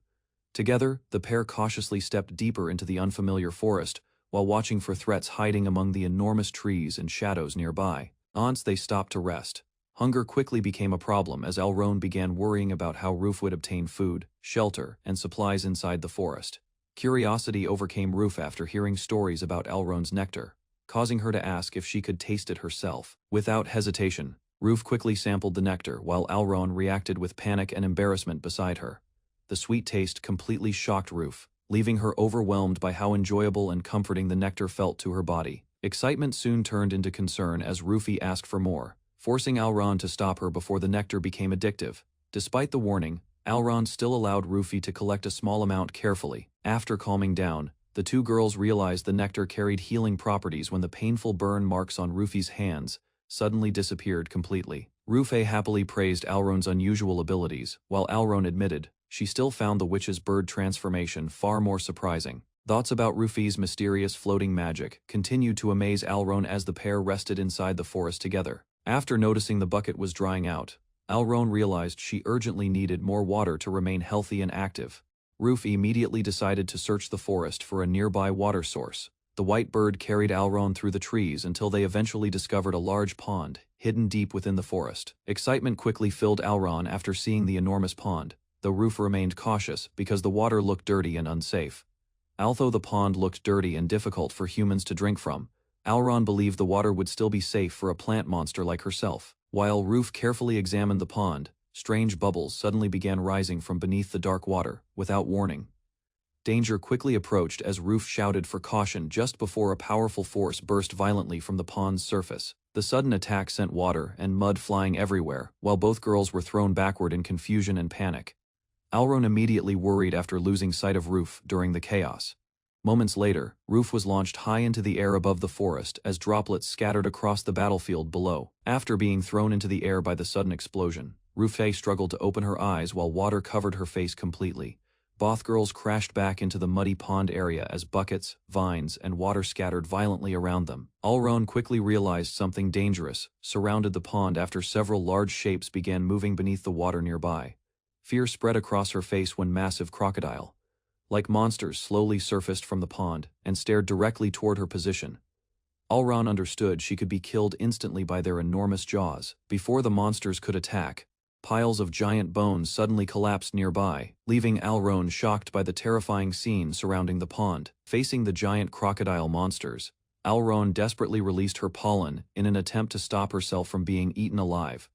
The violent current dragged Alron deeper underwater, while several crocodile creatures surrounded her from every direction. Roof was nowhere in sight during the confusion. While sinking beneath the pond, Alron quickly grabbed an aquatic plant and used it to help herself survive underwater longer.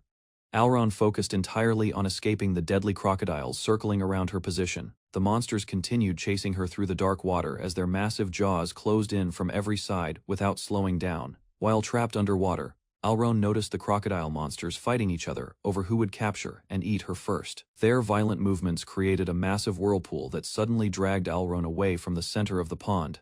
After losing consciousness briefly, Alron awakened inside a fast-moving stream far from the monsters, and unfamiliar surroundings replaced the dark pond. She realized the water current was carrying her somewhere deeper into the forest.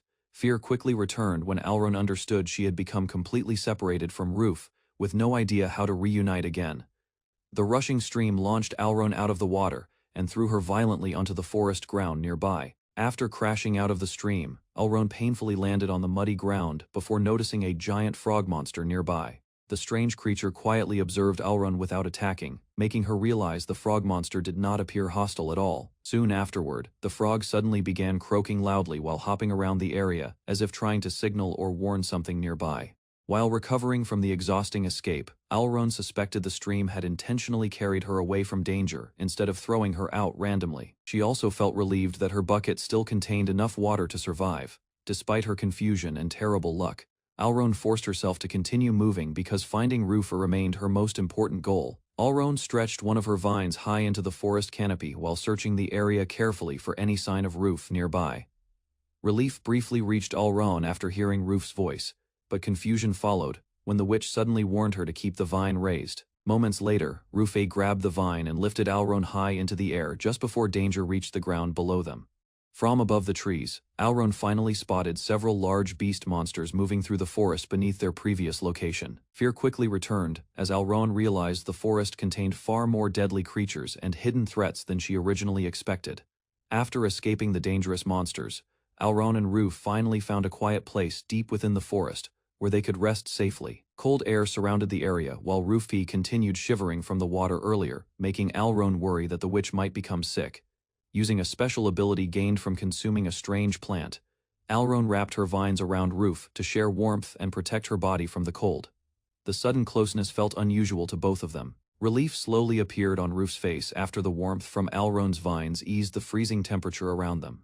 Meanwhile, Alron became painfully aware that her vines could clearly sense every movement and touch from Roof's body. While watching the exhausted Roof rest nearby, Alron realized the lonely witch had barely eaten properly since losing her parents long ago. The quiet forest finally became peaceful as Roof rested beside Alron, trusting her enough to fall asleep together safely. Gratitude filled the atmosphere after Rufe thanked Alron for helping and protecting her during the dangerous journey through the forest. Alron then understood that, with Roof's flying magic, she could now travel far beyond the forest, and even confront enemies from her painful past life. Despite those thoughts of revenge, Alron decided she no longer wanted to drag Roof into her old grudges, because she finally had someone precious beside her. Alron focused on survival first, hoping to secure warmth, food, and a safe shelter for both herself and Roof. Together, the pair decided to build a peaceful home inside the forest where they could finally live without fear or loneliness. Glowing lights spread through the silent forest while Alron slept beside her small companion under the tangled trees. Countless fireflies floated between the branches, surrounding the resting pair and filling the dark woods with pale light. The peaceful scene continued deep into the night. Sunlight finally reached the forest floor. Sitting near the roots, Alron slowly untangled the vines wrapped around her body while recovering from sleep. Memories of the drifting lights lingered inside her mind like a strange dream. An uncomfortable thirst remained after she awoke, making her feel uneasy. Wrinkled vines showed that her body lacked enough water. Since the nearby pond contained crocodiles, Alron decided to search elsewhere for a safer source. A loud growl echoed through the forest while Alron quietly sat beside her small companion near the giant trees. Hunger soon became a problem again. Although more nectar was requested, Alron refused and watched the childlike girl suck her thumb instead. The habit reminded Alron of a toddler, so she gently stopped the behavior before it became normal. Curiosity replaced the awkward moment afterward. Questions about age caused Alron to proudly declare that she was already 10 years old. Behind her calm expression, Alron reflected on her long past life as a student, saint, and finally, an Alron. Realizing her true mental age was far older. Alron insisted that being 10 years old made her older and more responsible than her 1-year-old companion. With complete confidence, she decided to care for the smaller girl like an older sister protecting a child in the forest. The claim immediately caused frustration. Her companion rejected the idea, while Alron calmly placed a hand on her head. After the argument settled, the small flower girl searched through her robe pocket and revealed a strange plant collected the previous day. The plant turned out to be a sundew, a carnivorous species that trapped insects with sticky hairs. Since Alron could safely consume floral creations, the useful discovery became valuable food for her. Carefully, Alron ate the carnivorous plant because it helped reduce the dryness spreading through her body. Embarrassment crossed her face after noticing the tangled vines covering her appearance. Forest life had already left her looking completely unkempt rather than worrying about proper clothing. Survival became the greater priority as hunger slowly worsened. Meanwhile, her small companion needed more than nectar and fruit to stay healthy, forcing both of them to search for better food sources nearby. Thoughts of hunting soon followed. Given her weakened condition, Alron concluded that catching frogs in the forest would likely be the safest and simplest option available. Alron soon noticed a large frog sitting nearby in the forest, silently staring toward her and her companion without moving away. Recognition quickly appeared on her face after remembering the same frog from the previous day. Deep inside, Alron suspected the creature might have helped her survive earlier.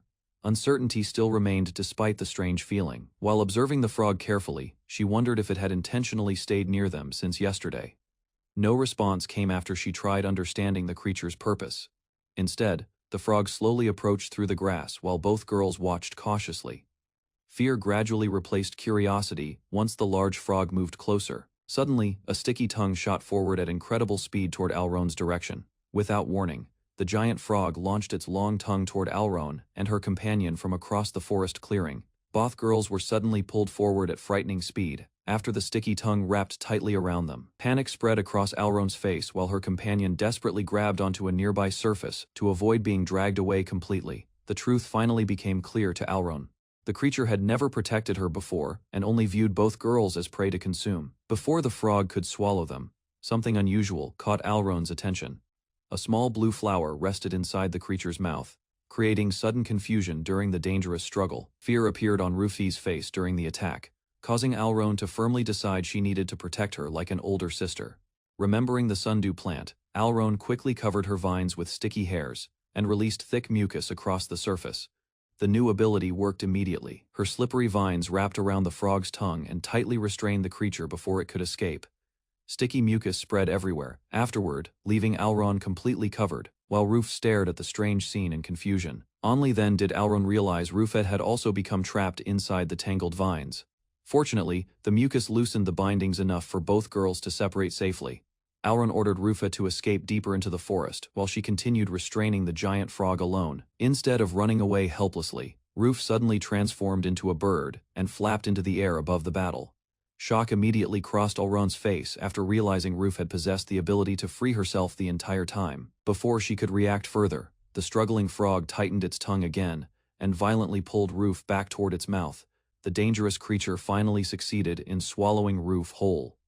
Darkness surrounded the small flower girl as the frog trapped her inside its massive body. After being swallowed, Ruf attacked from inside the frog by combining toxic pollen with sticky thorn, covered vines that slowed the monster's movements. Pain spread through the creature immediately. Violent roars echoed across the forest while the frog struggled against the poison filling its body. Since Alron was no longer nearby, Rufri released even more pollen, without holding back, and continued weakening the giant predator.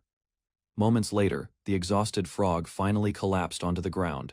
Thick clouds of pollen drifted around its motionless body as the battle came to an end. Suddenly, Alron rushed forward from the forest, causing Ruf to panic after noticing another dangerous problem approaching nearby.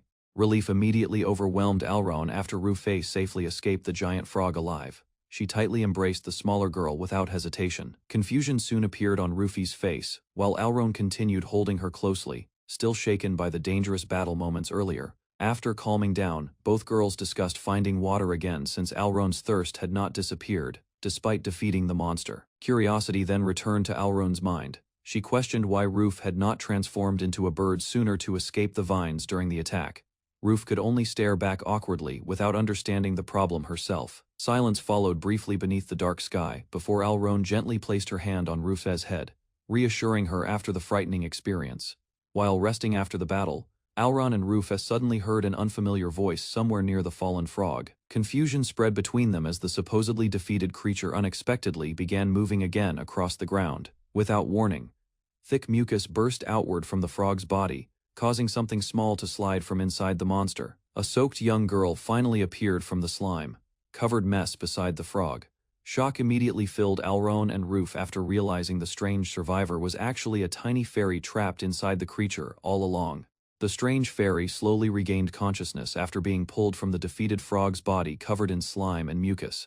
Weak coughing escaped from her throat, while she realized she had somehow survived being trapped inside the monster for so long. Nearby Ruf felt relieved after confirming that her medicine-infused nectar had successfully protected the fairy from the toxic pollen released during the battle. Guilt soon crossed the fairy's face after learning how recklessly the poison had spread across the forest during the fight against the frog. After calming down, the rescued girl introduced herself as Kiri, a fairy living within the forest, while thanking Alron and Ruf for saving her life. Kiri quickly defended her pride after hearing doubts about her graceful appearance while still covered in sticky slime. Soon afterward, she explained that her earlier actions had actually helped Alron survive the dangerous river and pond nearby. During the conversation, Kiri admitted she had secretly observed Alron and Ruf after spotting an unusual human and Alron traveling together through the forest. The fairy eventually revealed that she controlled the pond water before rescuing Alron from the river afterward. Realizing the misunderstanding, Kiri finally relaxed around them. By the end of the discussion, both sides accepted each other peacefully. Kiri explained how the frog later captured her, while Ruf thanked the fairy for helping them survive. After the introductions ended, Alron calmly asked the fairy for a proper name, while the group continued resting together. Kiri soon questioned why Alron and Ruf had entered such a deep and dangerous part of the forest alone. Concern immediately appeared on Kiri's face after hearing they wanted to remain nearby. She warned them that the area contained many hidden dangers. Instead, Kiri recommended moving toward the eastern side of the forest, which was much safer than their current location. Since neither Alron nor Ruf understood the forest well, they hoped someone could guide them there. Sweet nectar quickly changed Kiri's mood. Delighted by the taste, the fairy happily agreed to lead both girls toward a safer place. After accepting Kiri's guidance, Alron asked Rufa to transform into a bird again and carry her through the forest. Soon afterward, the group traveled through the sky together, while Kiri rested comfortably beside Alron during the flight eastward. Midway through the journey, a sudden shadow passed overhead. Confusion spread across Alron's face after noticing a large bird approaching rapidly from above. The situation immediately became dangerous once a giant eagle appeared in the open sky and locked onto the smaller flying group below. Fear returned instantly after Alron recognized the predator from before. The massive eagle dived toward them again while she desperately urged Ruf to escape faster. The giant eagle quickly gained distance on the group, and Alron realized Rufy could no longer outrun the dangerous predator. Without hesitation, Alron released several long vines into the air and prepared to fight back against the attacking eagle herself. Poisonous flowers burst open moments later, scattering clouds of pollen directly toward the giant bird during its rapid descent. Unfortunately, the creature was too large to stop immediately. Ignoring the poison, the eagle slammed into the group with overwhelming force and sent everyone crashing violently out of the sky together. Branches snapped loudly throughout the forest during the fall. After the impact finally ended, Alron slowly lifted herself from the broken trees while catching her breath in relief. Kiri laughed in relief and guided the group toward a nearby river to wash away the sticky frog mucus. During the walk, Alron questioned why the giant eagle had attacked them again. Kiri explained that the creature was known as a forest guardian, making the situation even stranger. Suspicion slowly grew in Alron's mind after remembering that monsters only became aggressive after Kiri joined their group. She began wondering if the fairy herself was being targeted. A shocking explanation soon followed. Fairies were apparently considered valuable prey and delicacies among many dangerous monsters living in the forest. Not long afterward, the group finally arrived beside a peaceful lake hidden deep within the forest. The group finally relaxed beside the quiet lake, washing away the remaining slime and recovering from the dangerous encounters inside the forest. Afterward, Kiri recommended a nearby rocky area as a safe place where Alron and Rufy could settle down temporarily. Before leaving, the fairy promised to visit them again someday and offered future help if they ever needed assistance in the forest. Once Kiri disappeared, suspicion quickly returned to Alron's mind. Something about the fairy's behavior still felt difficult for her to trust completely. Carefully, Alron warned Rufy to remain cautious around fairies, Old stories claimed they often misled travelers and could secretly gather others to trap careless victims. Rufy became confused after hearing Alron distrust fairies, despite trusting her completely, even though she was also considered a monster. Smiling softly, Alron reassured Ruf that she felt safe around her because she was harmless, adorable, and closer to a plant than a dangerous creature. Hunger soon interrupted the conversation. While Rufa demanded more nectar again, Alron decided they should catch fish from the nearby lake instead. Acting proudly as the responsible older sister, Alron prepared herself to gather proper food rather than relying only on nectar and plants. Moments later, Rufy used her abilities near the water, releasing bursts of energy while preparing to help with the fishing effort beside the lake. Using her vines skillfully, Ruf pulled several fish from the lake and tossed them onto the shore one after another. Proud of the successful catch, she happily presented the pile of fish to Alron while expecting praise for her hard work. Instead, Alron immediately questioned whether the fish were still safe to eat after Ruf had covered the lake with poison earlier. Determined to succeed this time, Ruf promised not to use toxins again and attempted attracting nearby animals with sweet nectar instead. The scent quickly spread through the forest. Before long, cautious wild animals slowly emerged from the bushes and began approaching the strange bait carefully. Using sweet nectar as bait, Rufus successfully gathered several small animals near the lake without using poison this time. Once the animals approached closely enough, her vine struck quickly and captured them, leaving Ruf proudly presenting the fresh meat afterward. Alron, however, immediately refused the idea of eating raw meat, despite Rufy's successful hunting attempt beside the forest. Instead of arguing further, Alron offered all the captured meat to Ruf and asked only for apples and nectar in return for herself. While Ruf happily ate nearby, Alron worried over their completely different diets and wondered how she could properly care for both of them together. While trying to survive near the lake, Ruf experimented with rubbing wood together, but failed to create fire successfully. Watching quietly nearby, Alron began worrying that a plant monster and a human might never truly manage living together peacefully. Meanwhile, Ruf calmly continued eating beside her, unaware of the growing doubts inside Alron's mind about their future. After thinking carefully, Alron rejected those fears and decided she would continue working hard, so both of them could remain together no matter what happened. The peaceful moment did not last long. By the following day, Alron's hidden worries suddenly became reality when something unexpected happened to Ruf nearby. The next morning, Alron discovered Ruf collapsed unconscious nearby, causing panic and fear to spread through the quiet lakeside. Panic immediately spread through Alron after finding Rufy collapsed weakly beside the lakeside shelter the following morning.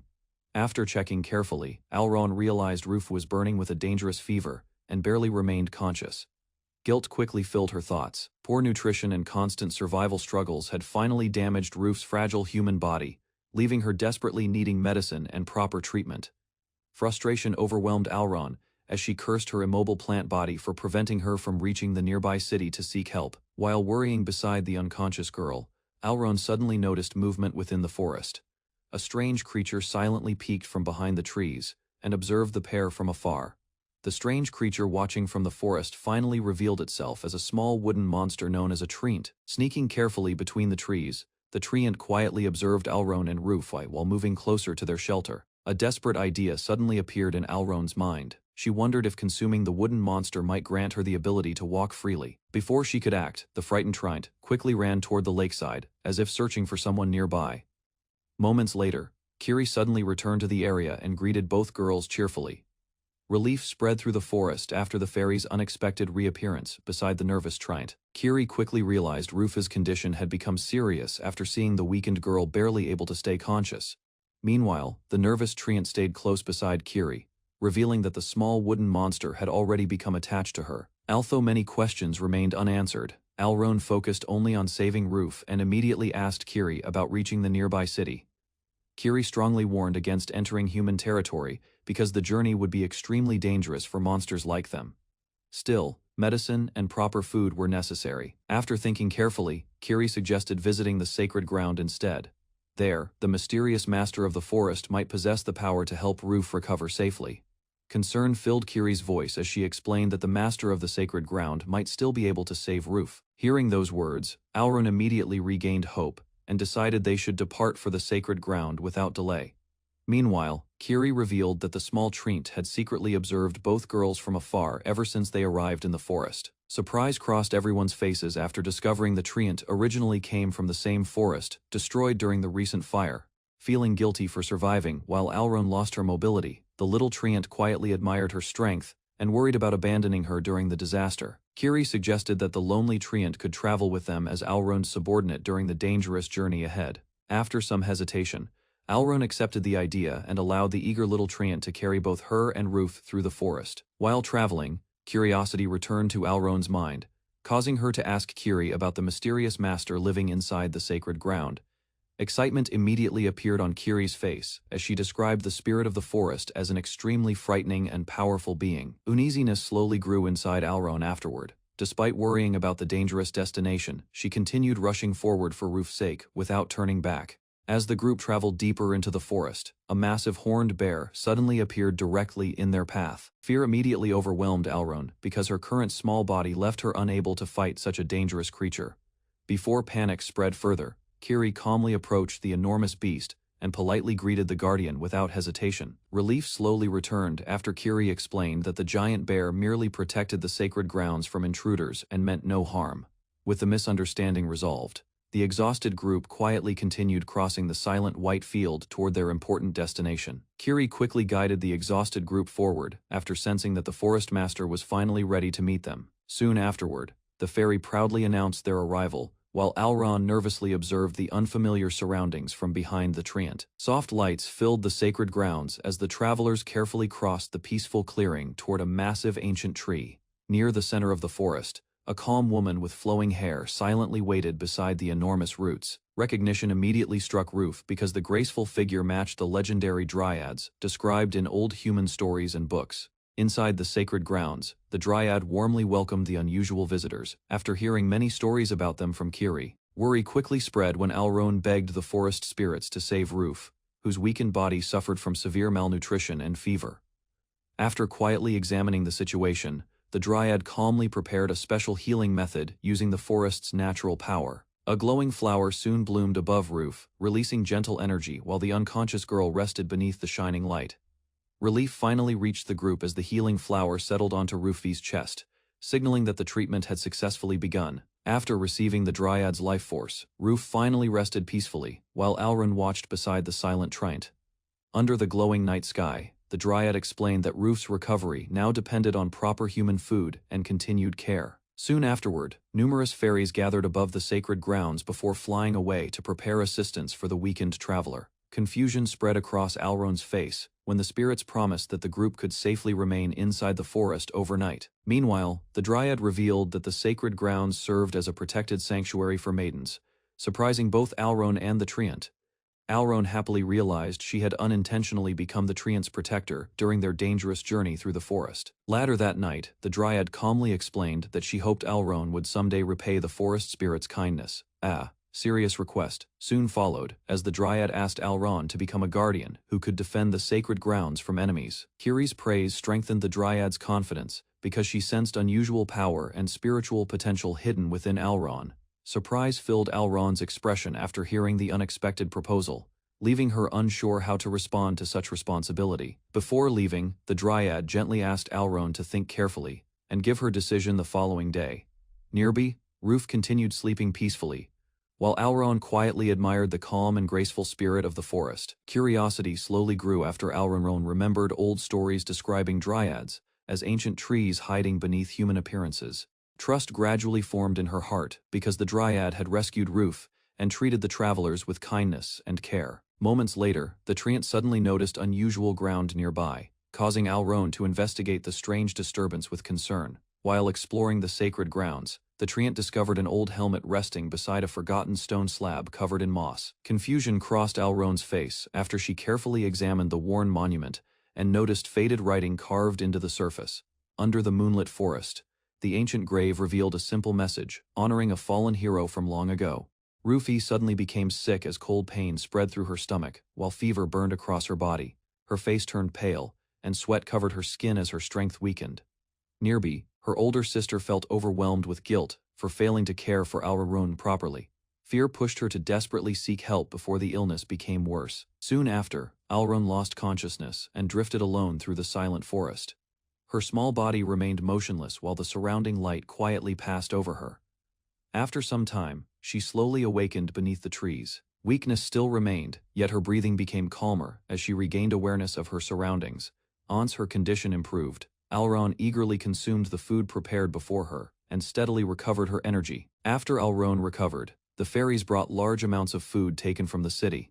Lady Dryad decided to leave everything behind, so Alron would not suffer from hunger again.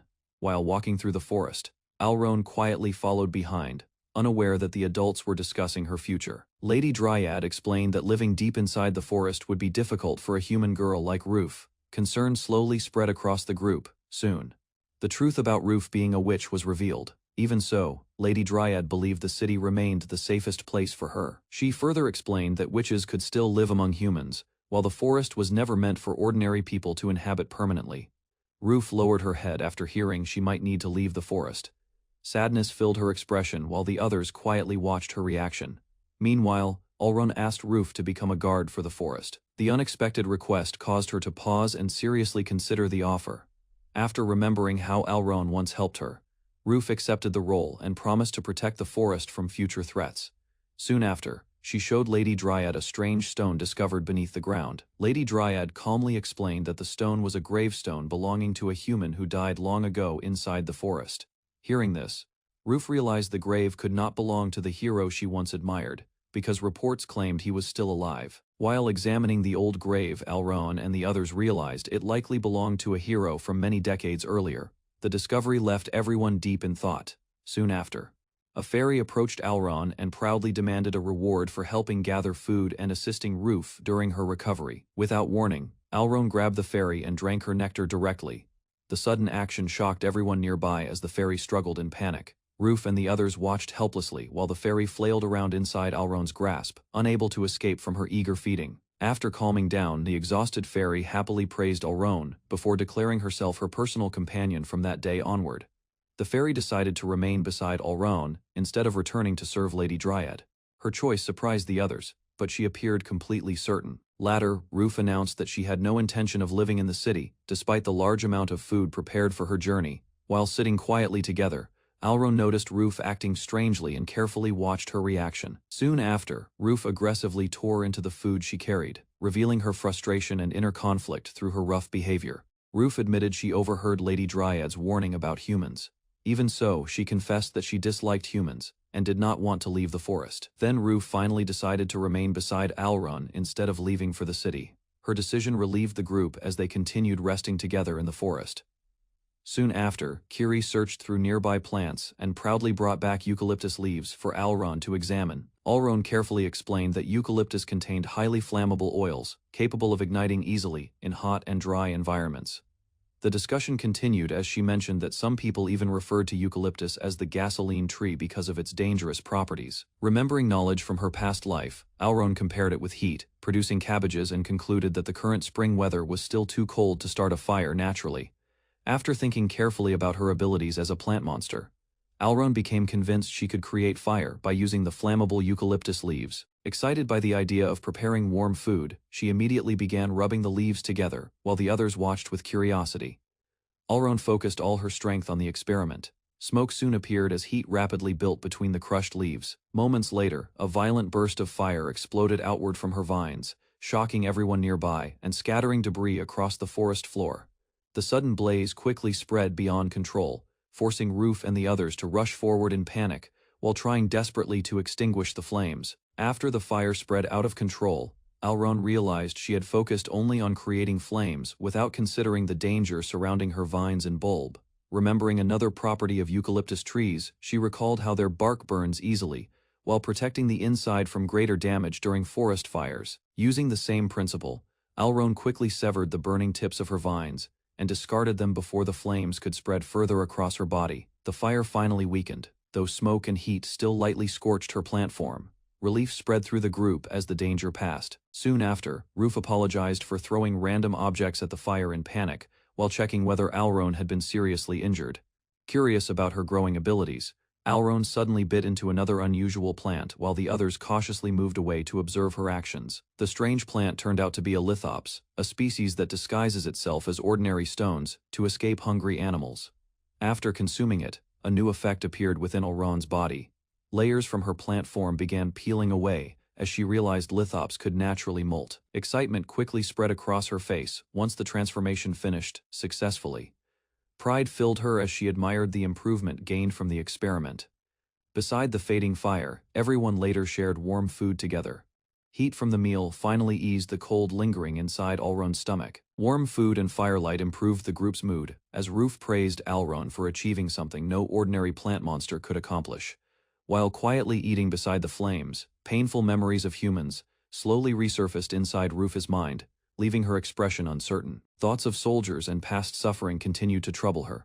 Even though hatred remained in her heart, hesitation began to appear as well.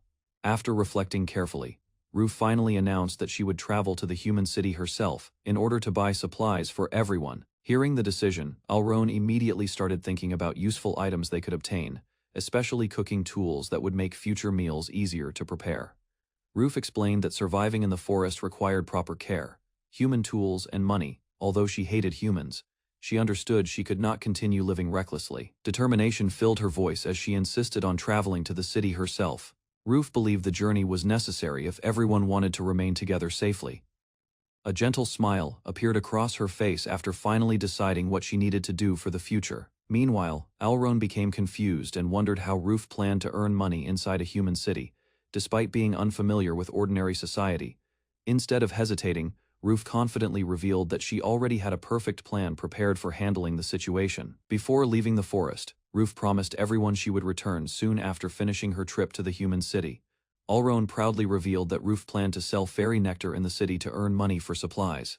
Ruf explained that surviving in the forest required money and human tools, so she decided to travel to the city with a plan already prepared. Soon after, Elrond revealed the idea of selling fairy nectar in the city to earn supplies for everyone living in the forest. While preparing the nectar, the fairies became restless as the sweet smell spread through the area and tempted them strongly. One fairy suddenly lost control and rushed toward the nectar container in excitement, unable to resist the attraction any longer. Chaos followed as the others struggled to protect their product, while Elrond exhausted herself collecting enough nectar for the upcoming trip. Treant carefully prepared small snacks for Rufy to carry before her long journey toward the human city began. With the supplies ready, Ruf reassured the others that she would return safely, despite their visible concern about sending her away alone. Meanwhile, the group completed their plan for selling fairy nectar, while Ruf explained she could disguise herself as a bird to avoid suspicion. A final wave marked her departure as she slowly disappeared beyond the forest, leaving Elrond and the others watching quietly behind her. Despite feeling uneasy about people buying nectar produced from her own body, Elrond accepted the idea because helping Ruf mattered more to her. After lending her bucket for transporting nectar, Elrond proudly declared that she no longer considered herself a simple potted plant. Confidence quickly filled her as she embraced her identity as a true Elrond and decided to stop living inside containers completely. By placing her roots directly into the soil, Elrond discovered she could absorb water more efficiently and grow much faster than before. Far away from the forest, large city walls and tall buildings soon appeared as Ruf finally approached human civilization. Busy streets crowded with merchants and travelers spread before her eyes, marking the beginning of her difficult mission inside the city. After entering the city, Ruf carefully carried the nectar container through crowded streets filled with wagons, merchants, and noisy travelers. Busy market stalls surrounded her from every direction while whispers and conversations blended together across the packed roads. Keeping her hood low, Ruf quietly searched the unfamiliar city for a safe place to begin selling the nectar. Although large crowds offered better chances of finding customers, she understood that staying near too many people also increased the risk of suspicion. While observing the crowd carefully, Ruf noticed that nobody shared her unusual white hair, making her feel even more cautious about hiding her identity. Ruf imagined how Elrond's nectar would taste with fresh bread sold by nearby shops. Hunger tempted her briefly, but thoughts of earning money and returning to Elrond quickly pushed her to stay focused on the mission. Soon afterward, Rufy encountered a young apprentice saint named Nina, who had recently arrived in the quiet city for church duties. During their conversation, Nina mentioned strange food thefts occurring nearby, with rumors claiming invisible fairies were responsible for the incidents. Hearing those details immediately reminded Ruf of Dryad's forest, especially after Nina revealed the church believed spirits and fairies lived there. While speaking with Nina, Ruf accidentally distracted a nearby cook and caused a pot to spill across the ground before quickly apologizing and leaving. Afterward, Nina quietly followed Ruf through. through the streets becoming suspicious of her sudden behavior and secretive attitude, noticing the pursuit. Ruth turned around and checked whether Nina was still watching her from a distance. Concern soon replaced suspicion as Nina approached and found Ruth sitting alone against a wall while protecting the nectar container carefully. Although Ruth claimed she was only resting, Nina noticed the strange liquid inside the bucket and began wondering if it was actually honey. Nina questioned whether Ruth was truly selling the strange liquid alone, causing her to become nervous and defensive. After hesitating briefly, Ruth explained that she worked to support her older sister, who could not move around properly by herself. Determination filled Ruth's expression as she insisted that protecting and caring for her sister remained her greatest responsibility. Touched by the explanation, Nina immediately decided to purchase all of the nectar Ruth carried with her. Surprise quickly replaced relief when Nina realized she had nothing suitable for carrying the nectar, forcing her to rush toward nearby shops for a container. Nina returned with a large container and assured Ruth that it would be enough to hold all of the nectar safely. While paying for the nectar, Nina explained that someone she deeply respected would have made the same decision to help others. Excitement quickly overtook her as she imagined drinking the sweet nectar all at once after returning home. Standing alone afterward, Nina quietly wondered whether her actions matched the expectations of the saint she admired most. As she examined the nectar more carefully, Nina noticed its unusual warmth and gentle aura, which reminded her strongly of holy light. While returning from the city, Nina became tempted to taste a small amount of the nectar, despite knowing it was rude to drink it on the road. Back in the forest, Alron and the others waited anxiously for Ruth's return, while the quiet surroundings filled with nervous anticipation. Soon afterward, Ruth finally appeared carrying the empty nectar container proudly above her head after completing the sale successfully. Excitement spread through the group as Ruth revealed that the entire supply had been sold and exchanged for a pouch filled with money. Meanwhile, Nina enjoyed the nectar while remembering her peaceful training days at the church, comforted by its familiar warmth and pleasant texture. Memories of Nina returned to Ruth's mind as she recalled the gentle apprentice saint who comforted her during harsh church training years earlier. Back in the forest, Ruth handed Alron a bag of fertilizer and explained that it could help plants grow stronger and larger. Instead of feeling fully happy, Alron became slightly embarrassed after realizing the present treated her exactly like an ordinary plant. With excitement on her face, Ruth encouraged Alron to grow bigger and create more nectar for their future plans. Although the request made her uneasy, Alron still agreed because supporting Ruth remained more important to her than personal embarrassment. A faint glowing figure floated across the forest, drawing Kiri's attention toward the mysterious light above the trees. Thoughts about the previous attack resurfaced, making the group realize Kiri could still have been trapped inside the creature's stomach that night. The strange movement resembled a fairy wandering nearby, although the others soon understood the presence actually belonged to Alron herself. After resting with her companions, Alron hecked the fertilizer brought for her and slowly regained her strength within the quiet forest clearing. Feeling healthier than before, the blonde-haired plant woman decided to continue producing more nectar to support everyone around her and maintain the peaceful life they shared together. While Ruth traveled to sell nectar, Alron stayed behind and searched the forest for plants to strengthen her floral body. The deeper area contained unfamiliar vegetation, encouraging her curiosity as she explored the untouched surroundings carefully. Soon, several companions returned, carrying different plants and vegetables, hoping the collection would help Alron discover something useful. Among the samples, she examined a squirting cucumber and learned its seeds and mucus burst outward with force. After studying the strange plant further, Alron imagined using the same property for long-range attacks, while continuing to consume plants and gain new abilities hidden from the others. Alron tested the squirting cucumber repeatedly, enlarging its shape until the seeds launched far across the forest. Although impressed by the distance, she realized the attack still lacked enough power for proper combat use. Soon afterward, Alron discovered the tahina palm, a giant tree that bloomed once before exhausting its life completely. The unusual plant inspired new thoughts as she considered whether her body could theoretically create offspring through botanical methods. Remembering how she once transformed into a seed during the fire, Alron planned an experiment involving self-pollination and flower growth to create plant-based clones instead of ordinary children. Alron carefully organized her experiment, believing any offspring created through self-pollination should immediately become seeds again to prevent others from abusing their abilities. Remembering how only the seed survived the previous fire, she used the tahina palm's properties to make the bulb naturally wither away afterward. Although the process frightened her, curiosity pushed Alron forward, as she decided to discover the true limits hidden within her plant body. Soon several flowers bloomed from her vines, while pollen and fluids combined together, allowing the unusual self-pollination experiment to finally proceed. After using recovery magic on the completed seed, Alron observed a tiny sprout emerging from it, confirming the experiment had succeeded and opening the possibility of creating plant-based descendants in the future. Ah, small plant girl suddenly appeared beside Alron, surprising everyone gathered nearby. The newly born child slowly greeted her creator, and instinctively recognized Alron as her mother. While observing the strange offspring, Alron realized the child had inherited memories from her previous human life, along with her knowledge. Curious about the results, the young clone immediately tested her vines and discovered she could control plant abilities similar to Alron's powers. Further examination revealed the child had only inherited part of Alron's strength, leaving her noticeably weaker, despite sharing many of the same traits and memories as her creator. The young clone examined her small monster body with curiosity, realizing she resembled Alron before reaching full maturity.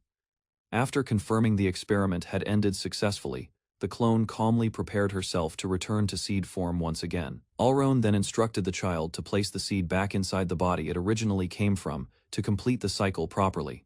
Without hesitation, the clone swallowed the seed as her body gradually transformed and collapsed into plant matter beneath the night sky. Moments later, the completed seed quietly dropped onto the ground, leaving Alron alone to observe the strange result of her dangerous botanical experiment.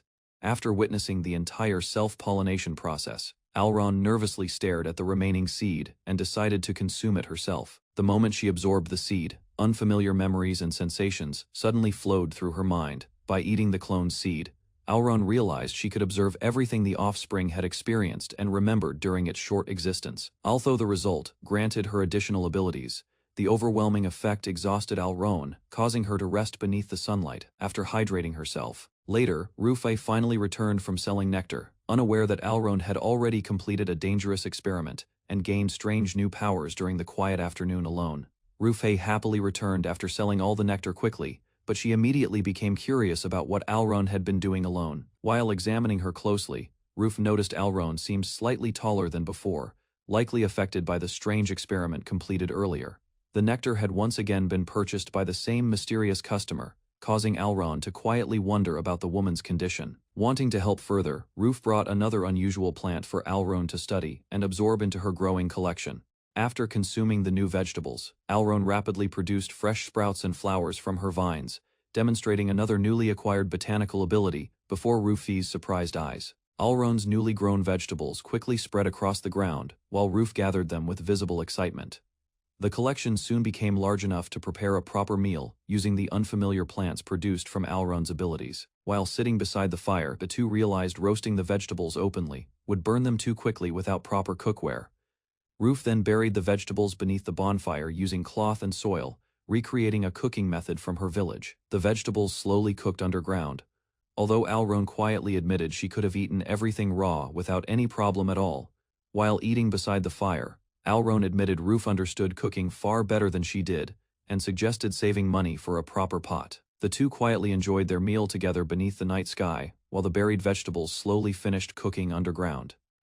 During dinner, Alron noticed Trient and the fairy were missing, only to learn they had gone to meet a lady dryad. Rufei then shared rumors from town claiming the dryad once killed a hero long ago, making the story sound unsettling.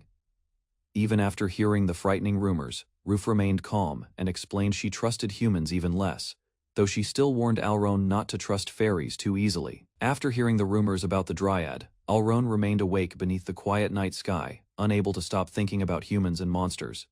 Questions slowly filled her mind as she wondered whether the dryad truly killed the previous hero, because monsters could never stand beside humanity. Alron then worried about her own promise to protect the forest, and feared being forced to fight humans someday. While resting alone, she suddenly felt drops of water falling onto her body, even though no rain had been expected that night. At first, Alron welcomed the moisture, but moments later a strange sickness spread through her body, leaving her confused and alarmed by the unexpected reaction. During the quiet night, Alron rested near the forest while the strange moisture continued falling around her sleeping body. Soon she noticed the water was not natural rain after spotting an unfamiliar object connected to a long tube nearby. As the strange liquid spread through her body, Alron suddenly became weak and realized the sickness had likely been caused intentionally. Without warning, an explosive attack struck the ground beside her, forcing Alron to react immediately, while debris scattered across the area. After surviving the sudden assault, Alron looked toward a glowing light in the distance and discovered a mysterious figure carrying another unconscious person within the dark forest. Alron quickly recovered from the explosion and faced the glowing intruder who had attacked her during the night. The mysterious dark-skinned fairy realized Alron survived the poison and prepared stronger weed killer to finish the job. As more toxic liquid struck her body, Alron struggled to breathe while the chemicals weakened her plant form further. Feeling dizzy from the poison, she listened as the fairy demanded information about another ally hiding somewhere within the forest. Before Alron could fully understand the situation, distant voices echoed through the trees, revealing that Kiri and another fairy were already approaching the dangerous confrontation nearby. The dark-skinned fairy insisted Kiri could never truly trust a monster like Alron, and continued provoking her during the confrontation. While enduring more poisonous liquid, Alron became confused about why the fairy seemed obsessed with dragging Kiri into the conflict. Although weakened by the chemicals, she refused to become involved in a pointless fight between different fairy groups within the forest. The attacker then revealed she worked under Lady Dryad and threatened to report Kiri if interference continued any further. Instead of backing away, the hostile fairy proudly admitted she had come for Lady Dryad as well, making Alron realize the situation surrounding the forest was far more complicated than expected. The hostile fairy mocked Alron's weakening body and planned to trap her inside poisonous vines while waiting for Kiri to appear. As the weed killer spread further, Alron panicked after realizing her vines could no longer grow properly under the poison's effects. Watching from a distance, the fairy confidently believed the battle had already been decided and expected Alron to collapse soon. Instead of surrendering, Alron suddenly released a powerful glow while concentrating deeply within her damaged plant body. Moments later, newly strengthened vines burst outward at high speed, forcing the attacking fairy to dodge the unexpected counterattack in shock. Alron's glowing body confused the attacking fairy, who could not understand why the poison plant monster suddenly regained strength. A massive burst of spores and plant matter exploded across the battlefield, forcing the fairy to retreat through the air to escape. Sharp projectiles then shot from the spreading cloud, causing the attacker to panic as the assault intensified unexpectedly. Before she could avoid the attack completely, several hardened seeds struck the fairy directly and damaged her wings and body. The injured fairy crashed against a large tree while staring at Alron in disbelief, unable to understand how the poisoned monster remained capable of fighting so fiercely. Alron cornered the injured fairy between the trees while maintaining pressure with her newly strengthened vines and attacks. After analyzing the situation calmly, she realized the weed killer was only a toxin and could be healed using her light magic abilities. With her condition stabilizing, Alron confirmed that the improved squirting cucumber technique had successfully weakened the enemy from long range. The modified seeds carried tranquilizers and paralyzing pollen, allowing even small wounds to slowly numb the fairy's body and movements. Despite the spreading paralysis, the desperate fairy launched another powerful attack toward Alron, refusing to surrender, even while her body steadily lost strength. Realizing she could no longer continue fighting effectively, the injured fairy quickly retreated while threatening revenge against Alron. Before disappearing completely, the attacker proudly revealed she belonged to the demon army and promised to return stronger next time. After the enemy escaped, Alron quietly examined the damaged forest and reflected on the dangerous battle that had just ended. Soon afterward, Kiri returned with water and helped Alron recover from the poison and exhaustion caused by the confrontation. Although surprised that Alron survived alone, Ruf felt relieved to see her safe, while Alron calmly admitted the battle had been far more dangerous than expected. Shortly after the battle ended, a lively fairy suddenly appeared and interrupted the quiet atmosphere around Alron and the others. Kiri immediately demanded answers about the recent attack, causing confusion when the fairy revealed the enemy had actually been searching for her. Although tensions rose between the fairies, Alron tried calming the situation before another unnecessary conflict could begin inside the forest. During the explanation, the group learned the Dryad's forest was divided into eastern and western territories controlled by different rulers. The shocking revelation left Alron and Rufy stunned, after discovering that two separate dryads existed within the same forest instead of only one. Kiri explained that the eastern side of the forest belonged to a peaceful dryad who maintained fair relations with humans and protected the area. Meanwhile, the western dryad served the demon army, and powerful monsters from that territory frequently attempted to cross the forest barrier. Because of the sacred land hidden within the eastern forest, the demon army constantly searched for ways to destroy the barrier protecting it.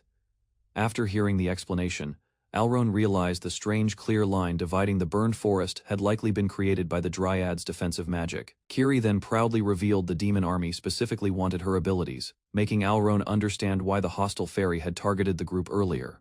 She explained that the group only entered the sacred ground safely because her presence acted as a special key for the barrier. The fairy then revealed the sacred area contained powerful enchantments that required Kiri's guidance for anyone wishing to enter.